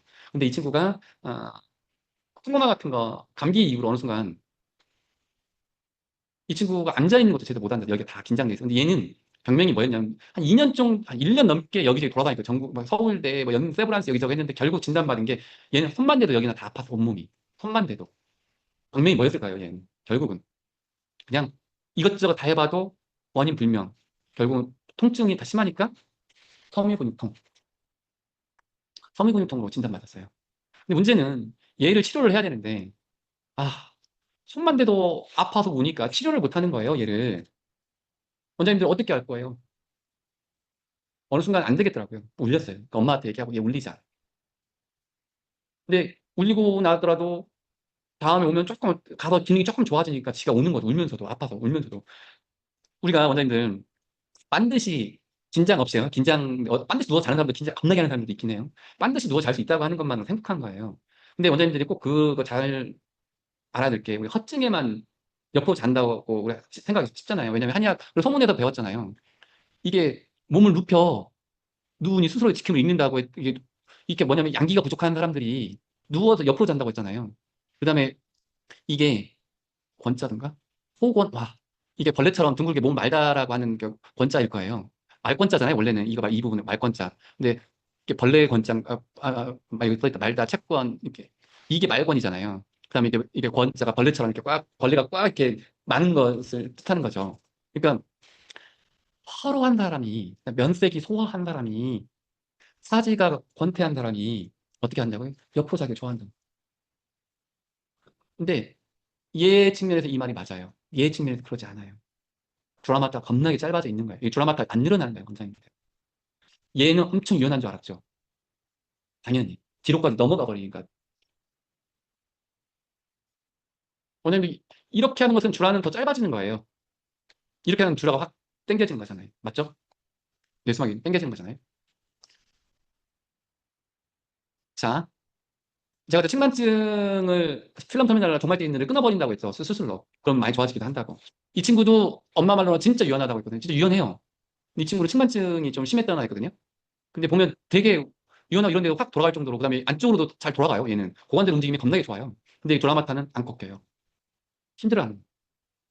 물론 이제 이 친구는 치료 받으면 그 자리에서 측만증이 많이 좋아진 것처럼 보여요. 근데 운동성이 없어서 다시 돌아가거든요. 그래서 이 친구한테 제가 운동했던 게 매선을 전혀 안 맞으려고 하니까 아이들 여학생 10대 초반 여학생한테 매선 못 놓잖아요. 안 오니까.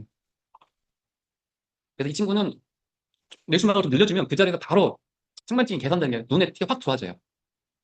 유지가 안 되죠. 안정성이 떨어지니까. 이 친구는 상당히 이것도 유연했지만 이 친구는 물론 이제 사시야였거든. 사시애였는데 자 언제 다시 그래서 제가 왜 이것을 강조했는지 이제 알 거예요. 아까 그 아기 사진 봐봐요. 그 이 종양이 있었던 애 있잖아요. 이렇게 여기 항상 긴장되어 있잖아요. 미주신경이 항상 긴장되어 있는 거, 항상 자율신경이 긴장이 되어 있는 애요. 이런 애는 운동하려고 해도 항상 용을 쓰는 애예요. 운동 안 하려고 해도 항상 이악물을 해요. 얘는 이악 항상 이악물 뭘 해도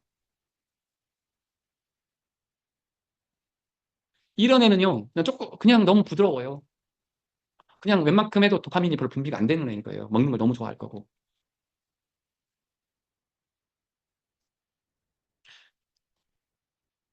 얘하고 얘가 우리가 범위라고 한다면 이윤성은 이 정도 안에 있겠죠. 얘가 여기 정도라면 강호동은 한 이 정도에 있겠죠.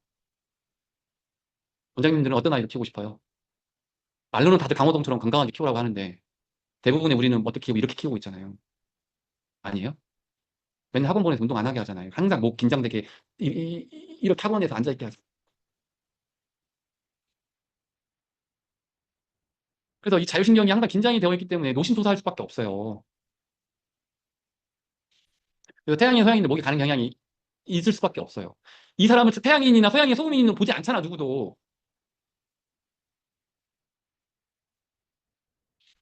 그래서 제가 다시 한번 강조할게요, 원장님들. 스트레스라고 하는 개념을 제발 이런 식으로 원장님들이, 아니, 내가 잘못됐다고 하는 게 아니라, 근데 이런 식으로 접근해서 우리가 치료할 수 있는 게 별로 없어요. 알았으면, 알면 뭐해. 어떻게 치료해야 될까? 우리 임상가로서 맨날 고민을 해야 되잖아. 뭐 스트레스, 그래.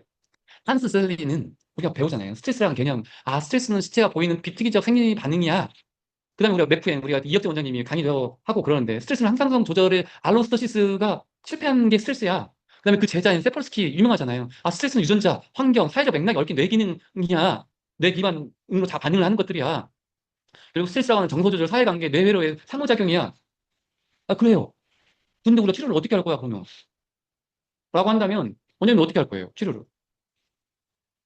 뭐, 그냥 안신지제 많이 써주면 돼요? 시효가 연골물을 쓰면 돼요? 간울이나 간화를 풀어주면 돼요? 아니면 해야죠, 당연히 그것도.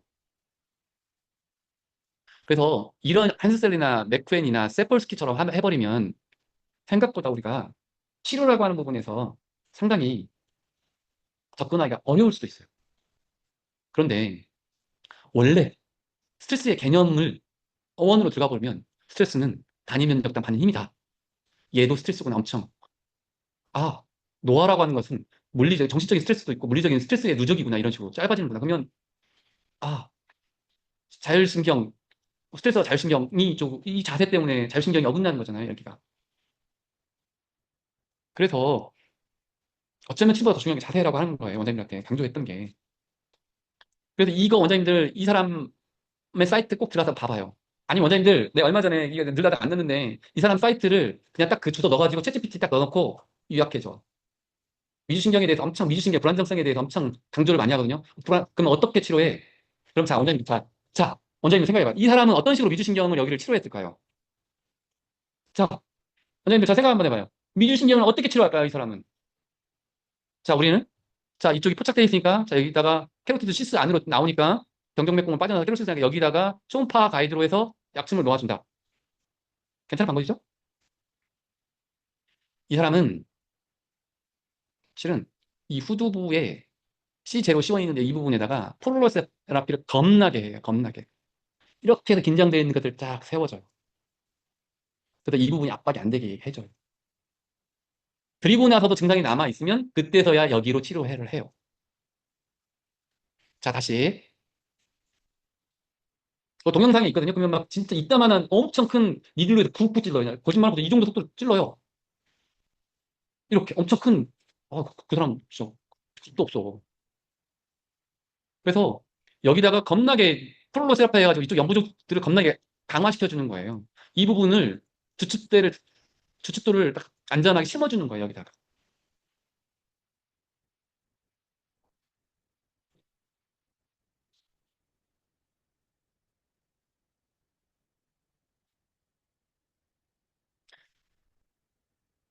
그래서 원장님들 제가 얘기하고 싶은 건 이 미주신경이 우리가 되게 중요하다고 했잖아요. 그럼 목의 안정성을 항상 고민을 해야 돼요. 매선 같은 것을 많이 심어줄 필요가 있다. 그리고 또 중요한 게 뭐냐면 뭐 얘들이 목이 됐으면 이게 척추동맥이나 이런 데가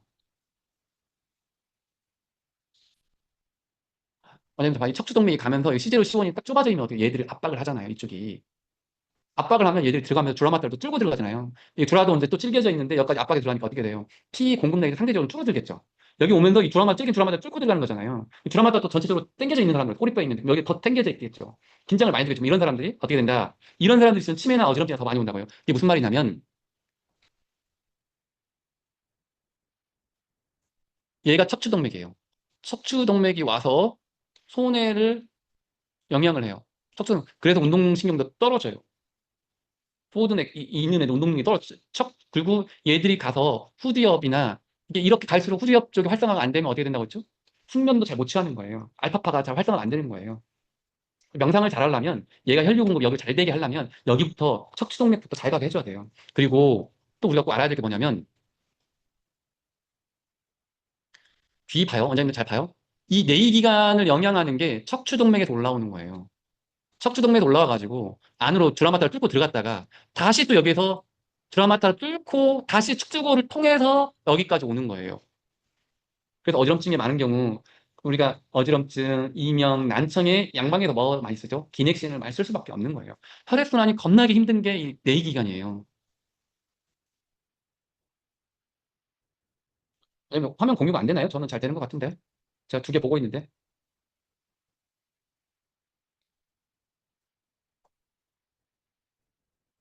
소리가 잘 안 들리나요? 선명하지 않다고 하는 게 왜 그럴까? 아, 그러면 원장님들 이게 뭔가 문제가 있는가 보네. 그럼 원장님들 그러면 한 5분만, 아니 지금 45분이니까 한 55분에 다시 시작하도록 하시죠. 원장님. 이게 개별 인터넷 문제인 것 같아요, 원장님들. 오늘이 날씨가 흐려서 그런가? 다시 인터넷 잘 보고 하시고 조금 더 봅시다. 그리고 원장님들 시간 날 때 이 척추동맥하고 척추골로 가는 거 해마도 얘가 영향을 해요. 얘가 해마도 포도넥 빼는 사람들이 인지장애도 더울 수가 있다고요.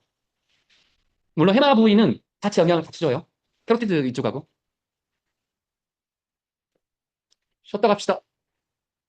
강의 시작하도록 하겠습니다. 제 한 교수님이 저한테 금방 이렇게 메시지가 왔거든요. ADHD에 조인트 하이퍼, 과운동성이 있는 친구들이 많다고. 맞아요. 그런 친구들 우리 뻣뻣하다고 얘기하는 건 버티기 위해서 진짜 엄청 굳어져서 그런 거지. 조금만 이제 좋아지기 시작하면 애들 진짜 관절 유격이 엄청 커요, 여기가. 맨 처음에 돌덩이처럼, 돌덩이처럼 많이 굳어 있는데, 얘들 움직이기 계속 오랫동안 치료를 하다 보면 움직임이 더 커요. 너무 커요. 그래서 움직임이 너무 커서 과운동성이 되게 많아요. 그리고 예전에 제가 어떤 논문 보고 깜짝 놀랐는데, 그 뭐냐, 원장님들 과운동성 있는 사람도 있잖아요. 이렇게 했을 때 손 이렇게 다고, 뭐 이렇게, 이렇게 뭐라고 이렇게, 갑자기 이름이 생각이 나네. 뭐라고 하죠, 원장님들? 아시죠? 그 병명. 그 광운동성 이렇게 되어 있는 그 친구들이 류마티스 관절염이 열 몇 배가 높다라는 논문이 있더라고요. 그러니까 원장님들은 과운동성이라고 하는 건 뭐죠? 유연성이 너무 좋은 거잖아요. 과유연성, 과유연성. 그래서 저는 요가가 나쁘다라는 게 아니고 정상 범위를 너무 과도하게 높아지는 요가는 저는 그 익스트림 스포츠여서 별로 좋은 운동 같지가 않습니다, 원장님. 그래서 요가는 요가는 하시되 너무나 과한 스트레치는 하지 말라.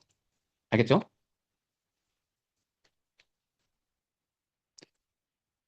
자, 다시. 이거 원장님 꼭 아셔야 돼요. 이 부분. 그리고 원장님들, 신기하게, 우리가 이렇게, 이렇게, 오디오그램 있잖아요. 그 청력 검사를 해보면, 이쪽이 0Hz부터 2만 Hz까지 나오거든요. 보통 이제, 한 이 정도 이렇게 되어 있죠. 뭐 250, 500, 그 다음에 2000, 4000, 뭐 이런 식으로 나와 있죠. 근데 대부분 사람들이 어떤 식으로 하냐면, 이게 데시벨가 0데시벨, 그 다음에 이제, 우리가 25데시벨부터 이제 경도난청이라고 하고, 그 다음에 이제 40, 그다음에 55, 경도, 중도, 중고도, 70부터 고도난청이라고 하거든요. 그러면 뭐 보통 정상적인 사람들은 이렇게 떨어지거든요. 이렇게 떨어지는데 신기하게 4000Hz가 확 떨어졌다 약간 이렇게 올라가기도 해요. 그 얘기는 뭐냐면 4000Hz가 왜 그러냐 했을 때 제 가설은 여기에서 가장 먼 거리가 지금 여기가 보통 4000Hz 있는데 여기거든요. 가장 먼 거리예요. 혈류가 공급되기에. 그래서 대부분은 보면 청력 검사해 보면 100이면 90% 이상 정도 4000Hz가 가장 떨어져 있어요, 청력이. 그러면 과연 청력이 올라가냐? 아니, 원장님들 확실히 젊은 사람들일수록 청력이 많이 올라갑니다. 근데 확실히 70세 넘어가고 그러면 청력이 잘 안 올라가요. 그 돌발성 난청으로 오는 사람들도 돌발성 난청이 초기에 바로 오지는 않잖아요. 돌발성 난청을 한 1년 지나서 온 사람들은 확실히 좋아지는 게 너무 더 돼요.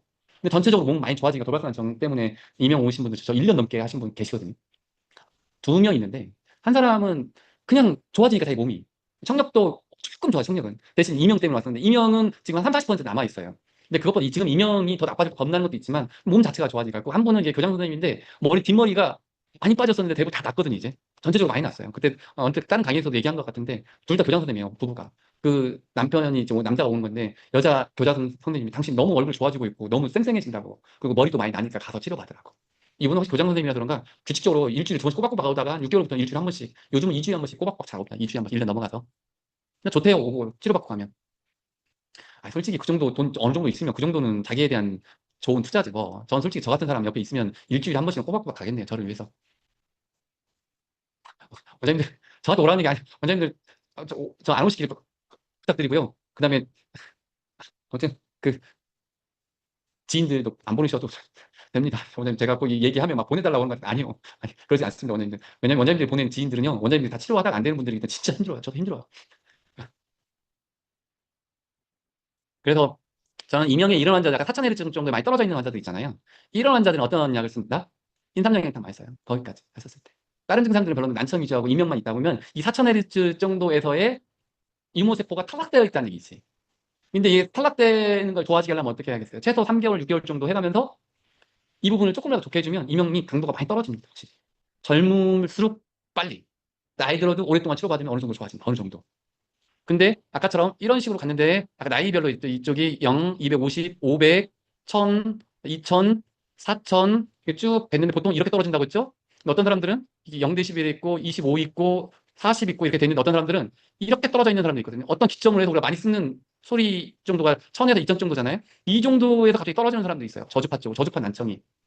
이런 타입들은 대부분 어지럼증을 띠고 있어요. 근데 청력이 그나마 좀 떨어지지 않은 사람들은 어지럼증이 좀 덜해요. 근데 순간순간 어지럽다고 하는 사람도 있거든요. 기립성 현우처럼. 이런 사람들. 근데 대신 이 강도가 이렇게 평행이동으로 밑으로 떨어져 버리면 이 사람들은 그냥 이명, 난청, 어지럼증이 다 있는 메뉴일 가능성이 많아요. 그래서 이명으로 이런 사람들이 왔지만 힘들지만 당시 어지럼증에서 어지럼증이 힘들어요. 너무 힘들어요. 그럼 이런 사람들은 그냥 메뉴에 준해서 약을 써야 되는 거예요. 그럼 이런 사람들은 뭐 이수작용하는 거, 뭐 실형탕을 쓸 수도 있고 처음에는 아니면 좀 약한 사람들은 군령탕을 쓸 수도 있고 뭐 아니면 뭐 너무 그 겁이 많다 했었을 때 왜냐면 이석증이나 어지럼증이나 겁이 되게 많잖아요. 뭐 이수작용 있는 약 플러스 거기다 기비온담탕 같은 경우 쓰면 그래도 어느 정도 좋아지죠. 근데 어지럼증 환자들 치료하기가 보통 보면 다른 데서 치료 안 받고 어지럼증 환자들 오면 웬만큼 또 치료는 잘 되는 경향이 있는데 막 서울대 갔다가 그다음에 한의원 두세 군데 다녔다가 오신 분들이 있는데 그런 사람들일수록 어, 불신이 되게 많죠. 그- 네, 그래서 그런가 관리가 더 쉽지가 않은 것 같아요. 불신의 벽을 뭔가 뭐 납부 관계가 형성이 되죠. 꾸준히 또 치료하면 납부 관계가 형성이 되면 많이 좋아지긴 하는데 그런 사람들이 꼭 한 2개월 이상 넘기는 경우가 많지가 않더라고요. 불신의 벽 때문에 그런 것들이 때문인지. 그리고 우리가 구조를 강조하다 보면 원장님들이 착각을 하는 게 막 스러스트 막 구조의학 뭐주고 막 그런 것 때문에 뭔가 막 스러스트를 해야 된다 잘못된 생각을 가지고 있거든요. 구조의학 하면 아니요. 구조의학을 그런 식으로 바라보지 말고요. 그냥 우리 중력에 대항하는 능력을 키워주는 거라고 생각하면 돼요. 중력에 대항해서 뭔가 많이 문제가 될 수 있는 것들 그리고 우리가 꺾여 있잖아요 항상. 그리고 이 부분이 피카 영역이잖아요. 피카가 지금 원장님들 포스테리어 피카가 뭐죠? 피카 포스테리어, 인페리어죠. 포스테리어, 인페리어, 세레벨라. 손의 아토리예요. 당연히 이 부분 다 꺾이기가 쉽죠. 당연히 이 부분이 뭐가 많겠어요. 임팍션이나 아니면 뭐 뇌출혈 같은 것도 많을 수가 있는 거죠. 이 부분이. 손의 기능이 많이 떨어질 수밖에 없어요. 이게 포워드에 되어 있는 사람들이. 그 손의 이축증 환자들 보면 대부분 안정성이 겁나게 떨어진 사람들이잖아요. 그분들 특징이 뭐 아니, 손의 이축증 뭐 내가 광고하는 것도 아니고 저한테 뭐 몇 분이나 왔겠어요. 손의 이축증 와봐야 지금까지 한 몇 년 해서 5년 한 대여섯 명 왔나? 근데 이제 파킨슨하고 겹쳐 있는 경우가 많죠, 그 사람들이. 파킨슨하고도 왔지만 결국 보면 이 사람들 손에 익숙형 파킨슨인 경우도 있고 더 정밀 검사를 해보면 뭐 그런 식으로 하면 그래도 열댓 명 이상은 되는데 하나포워드는 다 심하죠 그 사람들 몸의 안정성이 많이 떨어지고 이제 파킨슨 질환에는 안정성도 있지만 그런 사람들은 운동을 너무 심하게 해가지고 몸의 연부 조직들이 긴장이 안 풀리는 사람들이죠. 너무 긴장이 되어 있는 사람들 힘 빼지는 못하는 사람들 내 몸에서 근육질이긴 한데 그냥 우리가 그런 거죠 막 보디빌더에서 운동을 겁나게 하는데 몸을 이완시켜주지 않았던 사람들 운동도 강박증으로 운동했던 사람들 아무튼 손해의 축증 환자들 특징이 보면 취미가 그림 그리기, 뭐 바둑, 낚시, 움직임이 진짜 없죠. 뭐 직업이 화가, 뭐 오파상 맨날 이렇게 조립하고 뭐 그런 거 조립 이런 거 하는데도 취미는 낚시고 또 그 바둑이고 움직임을 정말 싫어하는 사람들이죠. 이런 사람들이 손해의 축증이 오는 겁니다. 운동이 적어서. 그래서 다시 원장님들한테 이걸 그렇게 강조했던 게 다른 게 아니에요. 아까 좀 이 영역들이 다 어디에 있다, 다 여기에 있는 거 여기에 꺾이는 순간 얘들이 다 포착이 돼버린다는 얘기예요. 꺾이는 순간. 그래서 두개총을 치료가 뭐 어려운 말 필요 없어요. 그냥 포도냉 치료만 그리고 여기 긴장만 어떤 식으로 풀어줄 수만 있다면 나는 뭐 약침이고 매선이고 필요 없고 도침만 많이 넣어줘도 되죠 여기다가. 근데 도침만 넣어주는 것은 움직임이 좋아지긴 하지만 다음에 또 다시 굳어질 가능성이 더 훨씬 높아요. 훨씬 더 빨리. 도침 플러스 약침 플러스 매선을 하는 게 훨씬 효과적이다. 그 기단을 자꾸 세워야 된다. 그래서 이 당연히 도침을 해주고 이게 주라마타를 이 노란 주라마타를 치료하기에 가장 좋은 것 중에 하나가 얘들도 이완시켜주는 가장 뼈에 이렇게 잘 봐요 원장님들. 이게 무슨 말이냐면 이 그림 중에 어, 이게 주라마타가 한 겹이 있고 그다음에 뼈에 부착되는 것이 두 개가 있으면 여기 밖에서는 이 뼈에 부착하는 부위는 여기서 끝나요. 대후두공에서. 근데 이 뼈에 두 겹으로 돼 있잖아요. 주라마타가. 그래서 이것만 대후두공으로 빠져나오고 뼈에 부착하는 거 여기 붙고 나머지는 이 얘들을 덮고 있는 거예요. 그 척수를. 그래서 두개골 안에는 주라마타가 두 겹이다. 뼈에 부착하는 부위가 있다. 근데 문제는 그 뼈에 부착하는 부위에서도 어디가 가장 타이트하게 붙어 있냐. 그때 논문에 보니까 시상봉합 쪽에 시상에 있는 데가, 왜냐면 우리가 거기에 뭐가 있었죠? 시상 동맥돔이 있었잖아요. 그래서 그런지 이 시상봉합에 더 타이트하게 달라붙는데요. 그래서 우리는 더더욱 시상봉합을 루틴하게 도침, 약침을 넣어줘야 된다. 그리고 또 마이어 주라 브릿지잖아요. 마이어 근육 주라 브릿지. 그래서 이 부분을 약침도 넣고 그다음에 여기다가 뭘 해준다? 도침 같은 것도 해가지고 이 부분을 이완시켜줌으로써 주라마타라도 이완시켜줄 수도 있다. 라고 하는 거고요. 그래서 되게 의미 있는 자리죠. 이 부위가 C2, C3.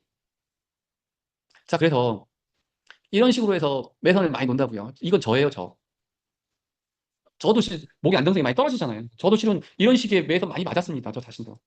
이제 조금 맞을 때가 된 것 같아요. 이 약발이 좀 떨어졌어요. 한 1년 전에 한 3-4번 맞았었는데 이런 식으로 지금 좀 약발이 조금 떨어지는 것 같아요. 운동도 더 하고 해야죠.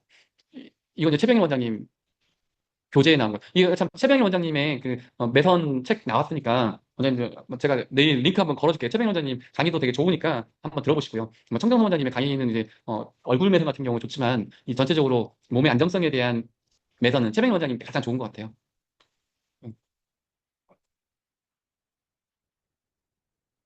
그리고 원장님들이 저는 정말 어, 막노동을 하거든요. 몸 전체를 발목부터 다 풀어주거든요. 특히 어지럼증 환자는 너무 목 있는 데를 움직임을 좋게 해주면 더 어지러워집니다. 우리가 축조골이 두 개가 있잖아요. 이렇게 두 개가 있어서 좌우가 밸런스를 맞춰지잖아요.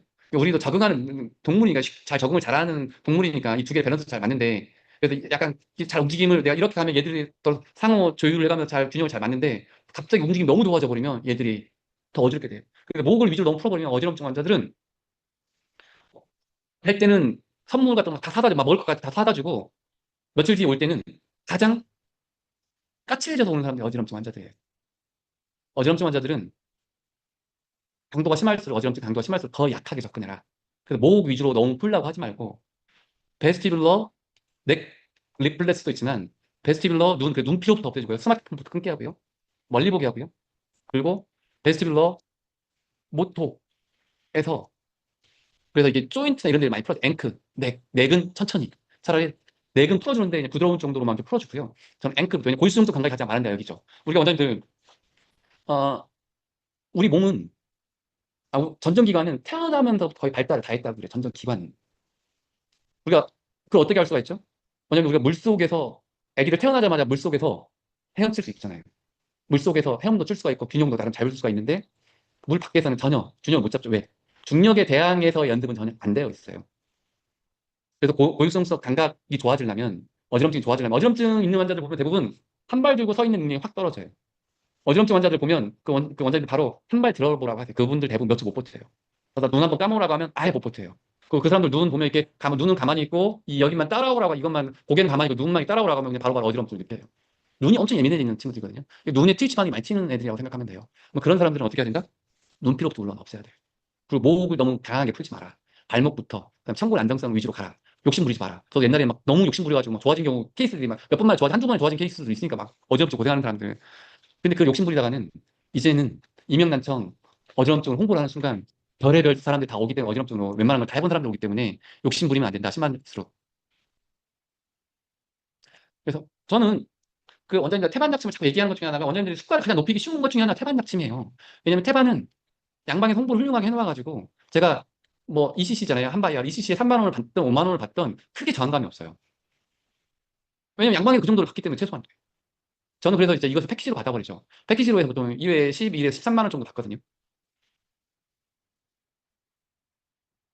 매선에 대해서 매선 치료가 치매 인지장애 등에 유효한 효과를 가진다고 여기에서 간단하게 설명을 해요.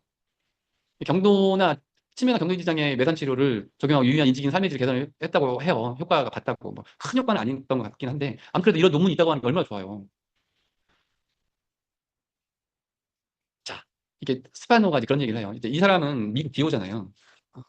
되게 훌륭해요. 소아치료로는 거의 전 세계에서 가장 유명한 사람 중에 하나예요.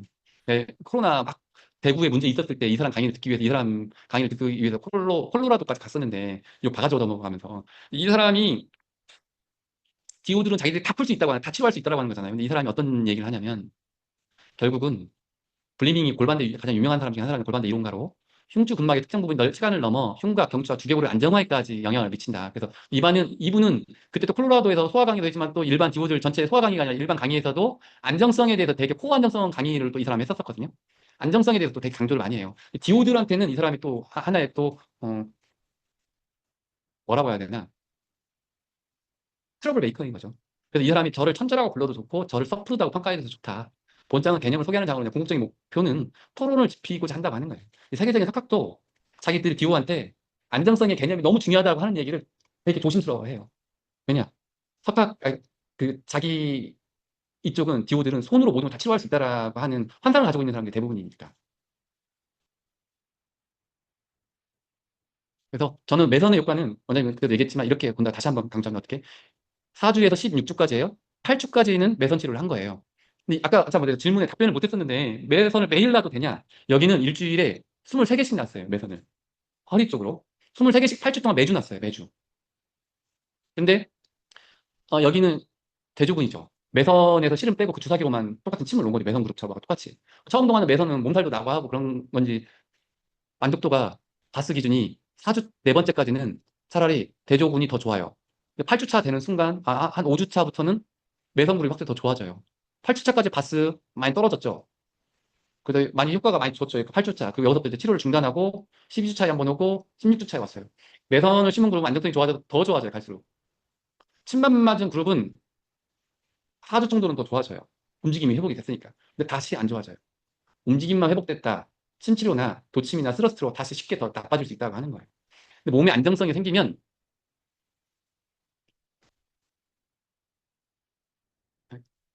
이렇게 계속 더 치료를 중단해서 더 좋아질 수 있다고 안정성이 생기면. 최소한 8주 정도는 20개 정도는 놔도 된다. 일주일에 한 번씩. 그리고 원장님들 제가 강의 때 처음에도 강조했지만 전 청골의 약침을 여기 히아투스 있는 데는 조심스러워서 한 이 근처에만 약침을 좀 놔주고요. 매선을 여기다가 이렇게 놓고 여기다 매선을 많이 놓는다고 이렇게 매선을 놓는다고 했잖아요. 왜 그러냐면 원장님들 잘 봐요.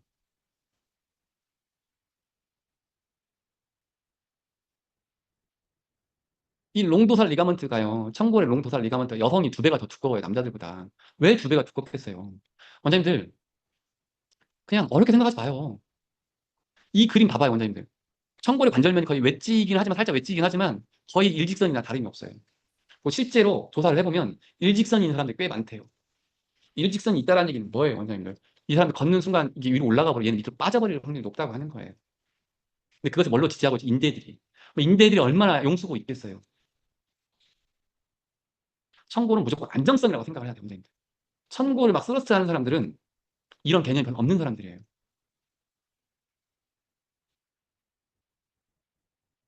그래서 목을 막 돌리는 사람들, 청골을 막 스러스트 하는 사람들, 저는 살짝 겁이 납니다. 그래서 이제 이 논문은 뭐냐면 이 사람도 어떤 치료를 해도 요통이 안 좋아지고 하다가 그냥 천장관절에만 호치키스만 박아버린 거예요. 이렇게 박아버린 거예요. 고정시켜버린 거예요. 안정성이 생기는 순간 모든 증상이 다 사라져버렸다는 얘기예요. 이해가 가나요, 원장님들? 이해가 안 가죠, 잘. 근데 이렇게 생각하면 너무 그냥 직립보행을 하면서 문제가 되는 거예요, 여기가 이런 데가. 생각보다 얘가 잘 빠져요, 사람들. 정교하지를 못해요. 우리가 직립보행을 하는데 이 얘들이 아직은 불완전하게 왜냐면 얘들이 너무 웨지 딱 껴있는 순간 어떻게 되겠어요? 움직임이 너무 적어져 버려요. 로봇처럼 걷게 되는 거예요. 움직임이 적어지는 순간.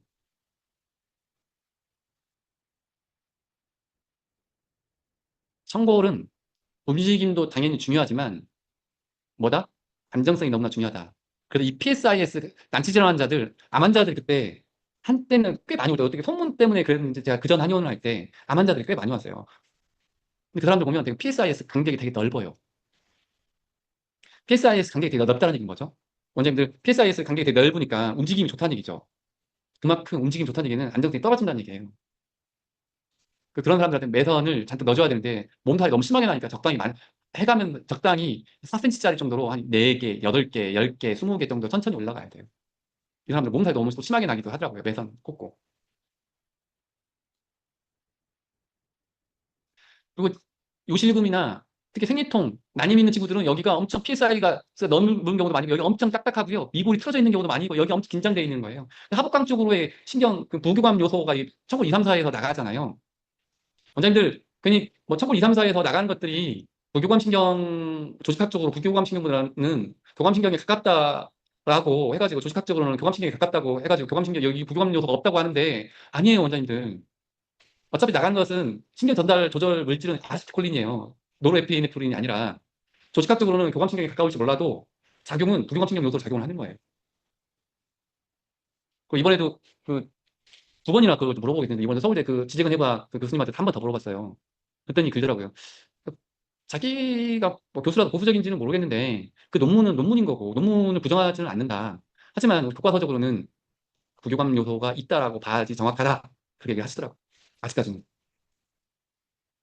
논문 한 편 보고 논문 한 편으로 해도 의미가 있을 수는 있지만 아직까지는 부교감 요소가 있다고 하는 게 제가 봐도 맞는 것 같아요. 그래서 이 부분이 제대로 부교감 요소가 안 되기 때문에 이 부분이 이완이 안 되니까 생리통도 더 잘 생기고 하복강 쪽으로 문제가 더 잘 생기겠죠. 그러면 얘들도 더 예민해져 있으니까 어떻게 되겠죠? 생식기라든지 남자들의 문제도 생기고 여성들의 여러 문제도 생기겠죠. 청골만 안정성이 되는 게 아니라 임신하고 나면 또 이게 다 처지잖아요. 이런 식으로 다 처지잖아요. 애 낳고 나면. 근데 물론 장내 성내기 축증 환자 같은 경우도 근육이 너무 희마리가 없어요. 매선 많이 했어요, 이 사람한테. 기능 많이 좋아졌는데 서울 가서 매선 안 맞고 운동보다는 또 어디 가서 이완 위주로 뭐 그런 사람들이 또 막 운동 치료 같은 거 싫어하잖아요. 운동을 별로 안 좋아하니까 또 이완 위주로 치료 그냥 스러스트 받거나 아니면 스러스트는 절대 하지 말라고 안 하고 이완 위주로만 치료받다 보니까 기능이 확 안 좋아져서 그런 사람들 어떻게 돼요? 사례가 어느 순간 많이 걸린대요. 엄청. 포워드 내게 돼 있으니까 그런 거죠. 그래서 이 사람 운동을 다시 안 하니까 이렇게 되는 손해 축청이었거든요. 운동을 안 하면 어쩔 수 없습니다. 많이 좋아졌다가도 운동을 안 하고 몇 개월 지나가면 돼요. 여기다 이 정도만 꽂아서는 안 돼요. 많이 한다면 어느 순간 한 20개까지도 꽂아줘야 돼요, 이 주일. 여기에다가 한 10개, 20개 꽂아주고요. 심하면 여기다가 20개 정도 해서 이 뺑 둘러서 어느 순간 4, 50개도 놓을 생각을 하셔야 돼요, 원장님들. 제대로 치료하시려면. 그래서 저는 솔직히 4, 50개는 거의 안 해요. 운동선수도 아니고는. 할매들 같은 경우는 청골주의로 한 10개, 하복부 정도 10개 하고 여기다 약침 같은 거 이렇게 넣어주면요. 요실금 이런저런 치료에서 한약 먹고 뭐 안 되다가 많이 좋아져요. 빈뇨는 운 좋은 케이스는 한